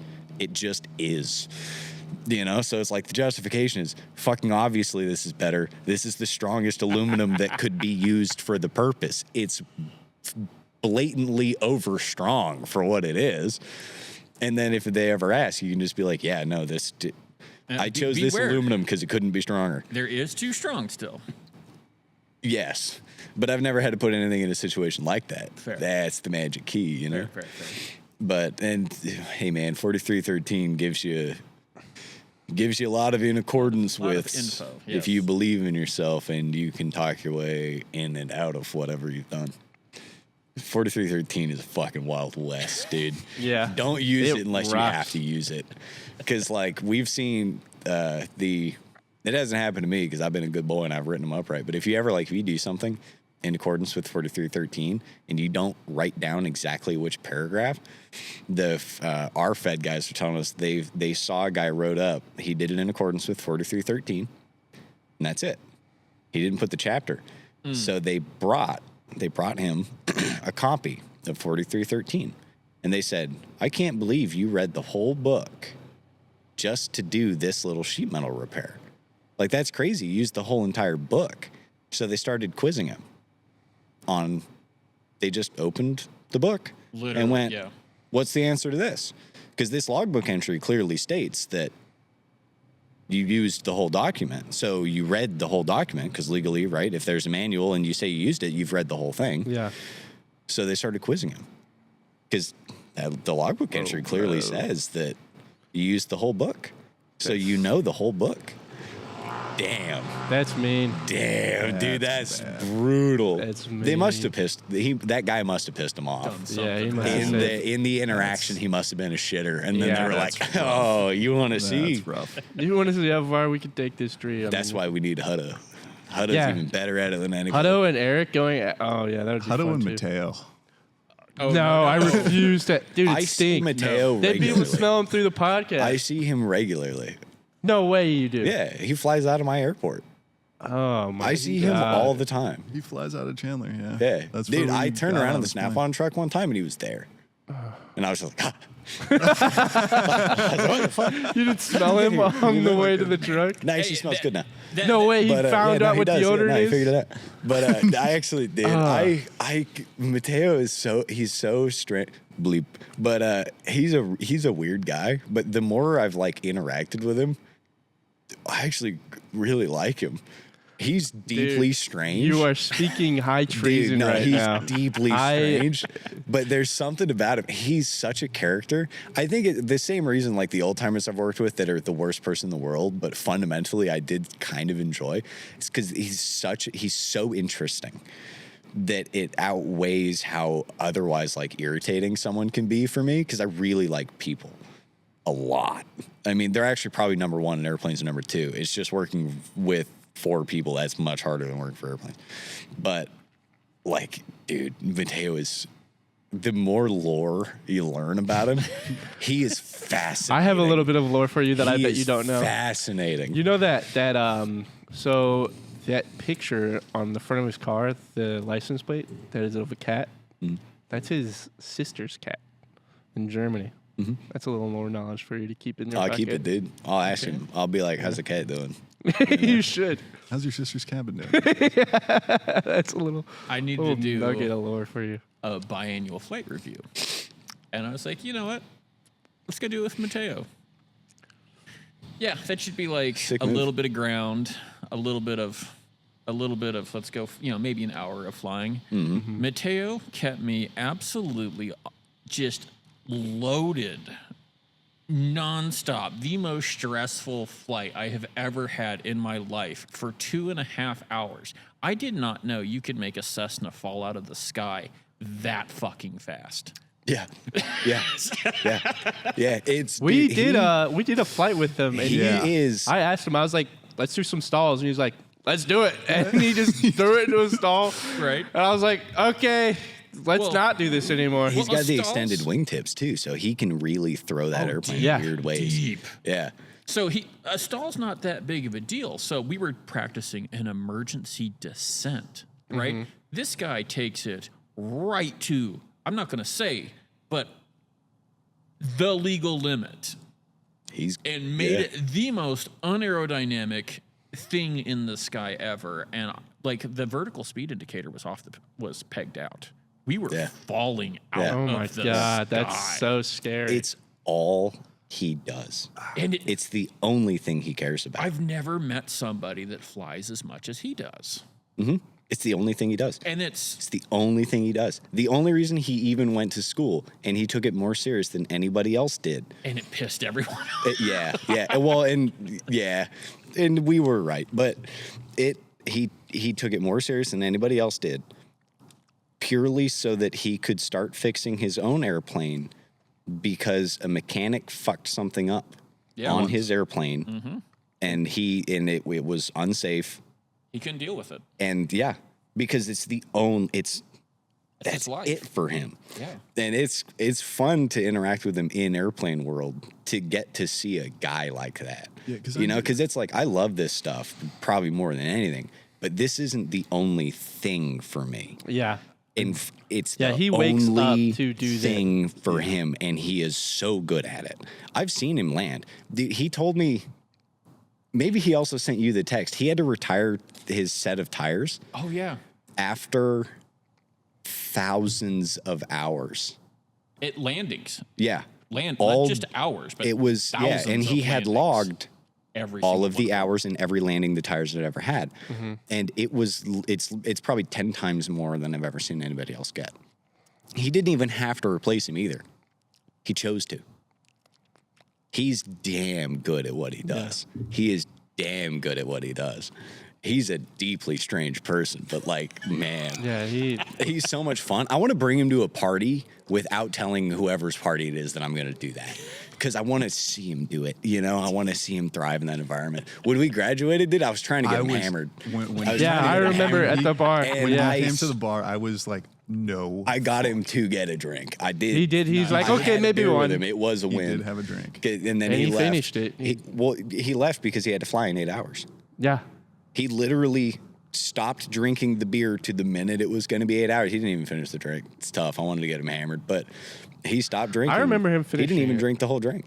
No, he didn't even finish it. Unless he got like 2 rounds. I was fucking hammered. I don't know. Yeah. Everyone was pretty fucking. Yeah, no, faded I and ended fucked up, at that I point. went to the Shadow Realm, I had to after all that time. Just like seeing Matt McCusker, which I'm pretty sure you were there for. We were there. Were you for it. also there? Yes. We were Oops. both there. Whoopsie daisy.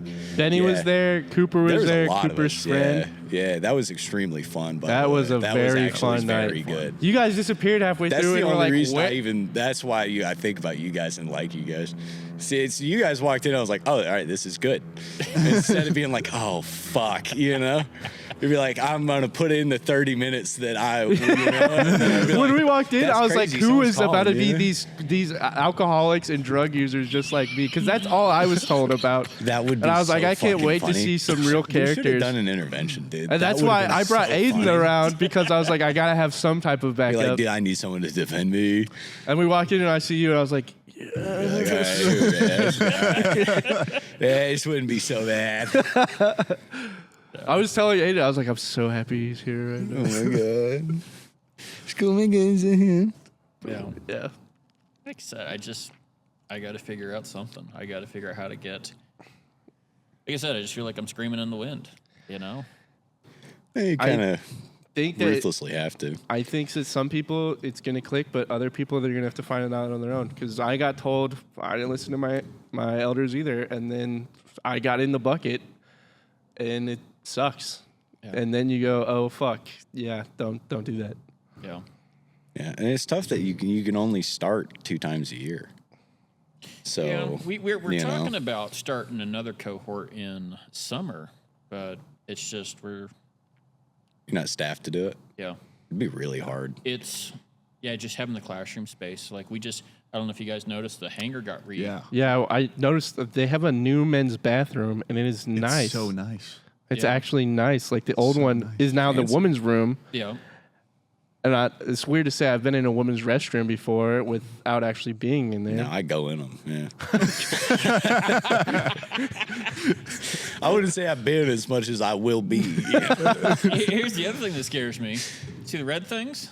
fire suppression system. the fire depression system. We were Is talking that a about foam? Yeah, fire. That's a foam yeah, Why the system. fuck they're did they foam do that, cannons. dude? You guys are Yeah. gonna take some kids out. Holy shit! That's what I was saying. I was like, I wanted training, so they get it all What's- hooked up, and I'm like, hey guys, are we gonna get training for on? They're like, nah. What kind of sensing system is it? Is it just? oh, that's Is it a kitty? What's that's in the tube? hysterical. Okay, Okay, check this out. So that okay.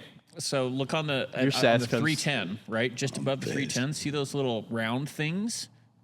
Yeah. The little red round ones. Yeah. Then there's 2 on the back wall, and then there's 2 on this wall. They're photo sensors. So they're for that. Okay, so That's that's terrible. Terrible. It because is. I have- people. So a good cigarette, I've and heard I of can take so this many building out. different situations where they had photo sensors, even just like sparking a lighter for half a second. Right.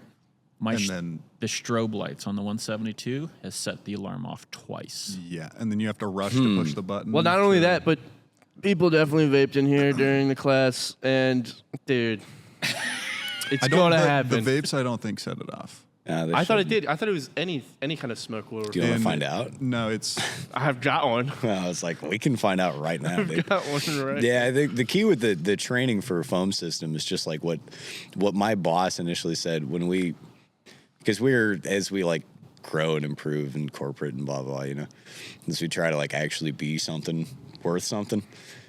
We were talking about fire training and like the fire extinguishers and where they are and how to use them and everything. And the answer both from my boss and I was the fire extinguishers are by the door so that you can get out of the door.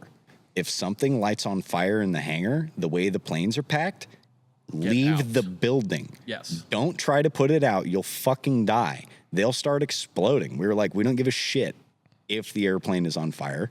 The second it's on fire, all of these airplanes belong to the insurance. I don't give a shit. Right. Get out. Leave. I will find you. We'll count. If we have to go in and get someone, we will. Otherwise, no. Fuck these airplanes, dude. Get out of there. I again, things I've learned in industry. That's a very common statement. Insurance now owns the aircraft. Don't worry about it. If I'm flying, all of a sudden the engine stops. It is a survival It now capsule, belongs to the and air- that's it. It belongs to insurance now. I was just like, oh, dude, yeah, fuck no. Anywho, but yeah, no, that's been interesting. What's the budget on a foam system? I want It's got to be a clean 50, 60,000, right? Oh at no, least? the whole remodel, everything was right around $2 million. I mean, just the Oh. foam. yeah. Like just Where are you that getting foam that system. from? Not the. Well, okay, well let's call it that. and Yeah. I'll tell you You all can about swing wild money if you play the game, man. It's nuts. It's like Harvard's allotment being It's on worth credit like right now? 100 billion. it. Because they invest money they get back. A lot of like the big colleges like Harvard, Yale, they don't have to charge tuition. They don't make money on tuition. They make money on investments. Yeah. They also coincidentally charge $250,000 because why wouldn't you? Some fucking dweeb will pay it, so fuck them. Yeah. But yeah, dude, those guys have hundreds of billions of dollars at their disposal. It's crazy. Crazy. Are they paying student athletes yet? Or I thought they were. student athletes making money? Colleges. You Yeah, mean, certain colleges are are. Are we certain- gonna talk ball, boys? Dude, well, that was a big topic during when I was growing up. Paying student fucking athletes paying and their whether they NCAA should or athletes. not be paid. Nah, dude. I think you should pay him in CTE, dude. Fuck him. Okay, that's what happened to Cam. Cam Skelev was down and out right now. CT, Down bunch of for sure. bunch of holes in his Nah, brain. it'd be fine. Don't worry about it. It's only a problem for like any women they interact with the rest of their Yeah. lives. Women and the children. All right, the cancel me portion of the podcast. Has begun. Uh-oh. All right. Dude, the super cut of the maybe don't let people hear this, that will be spectacular. I cannot wait to run for office in 30 years, dude. And they dig it up and they're me like, dig this up. yo. All right, where we at? Oh, yeah. That is your audio cue. All right, this is Good. All right, we're out.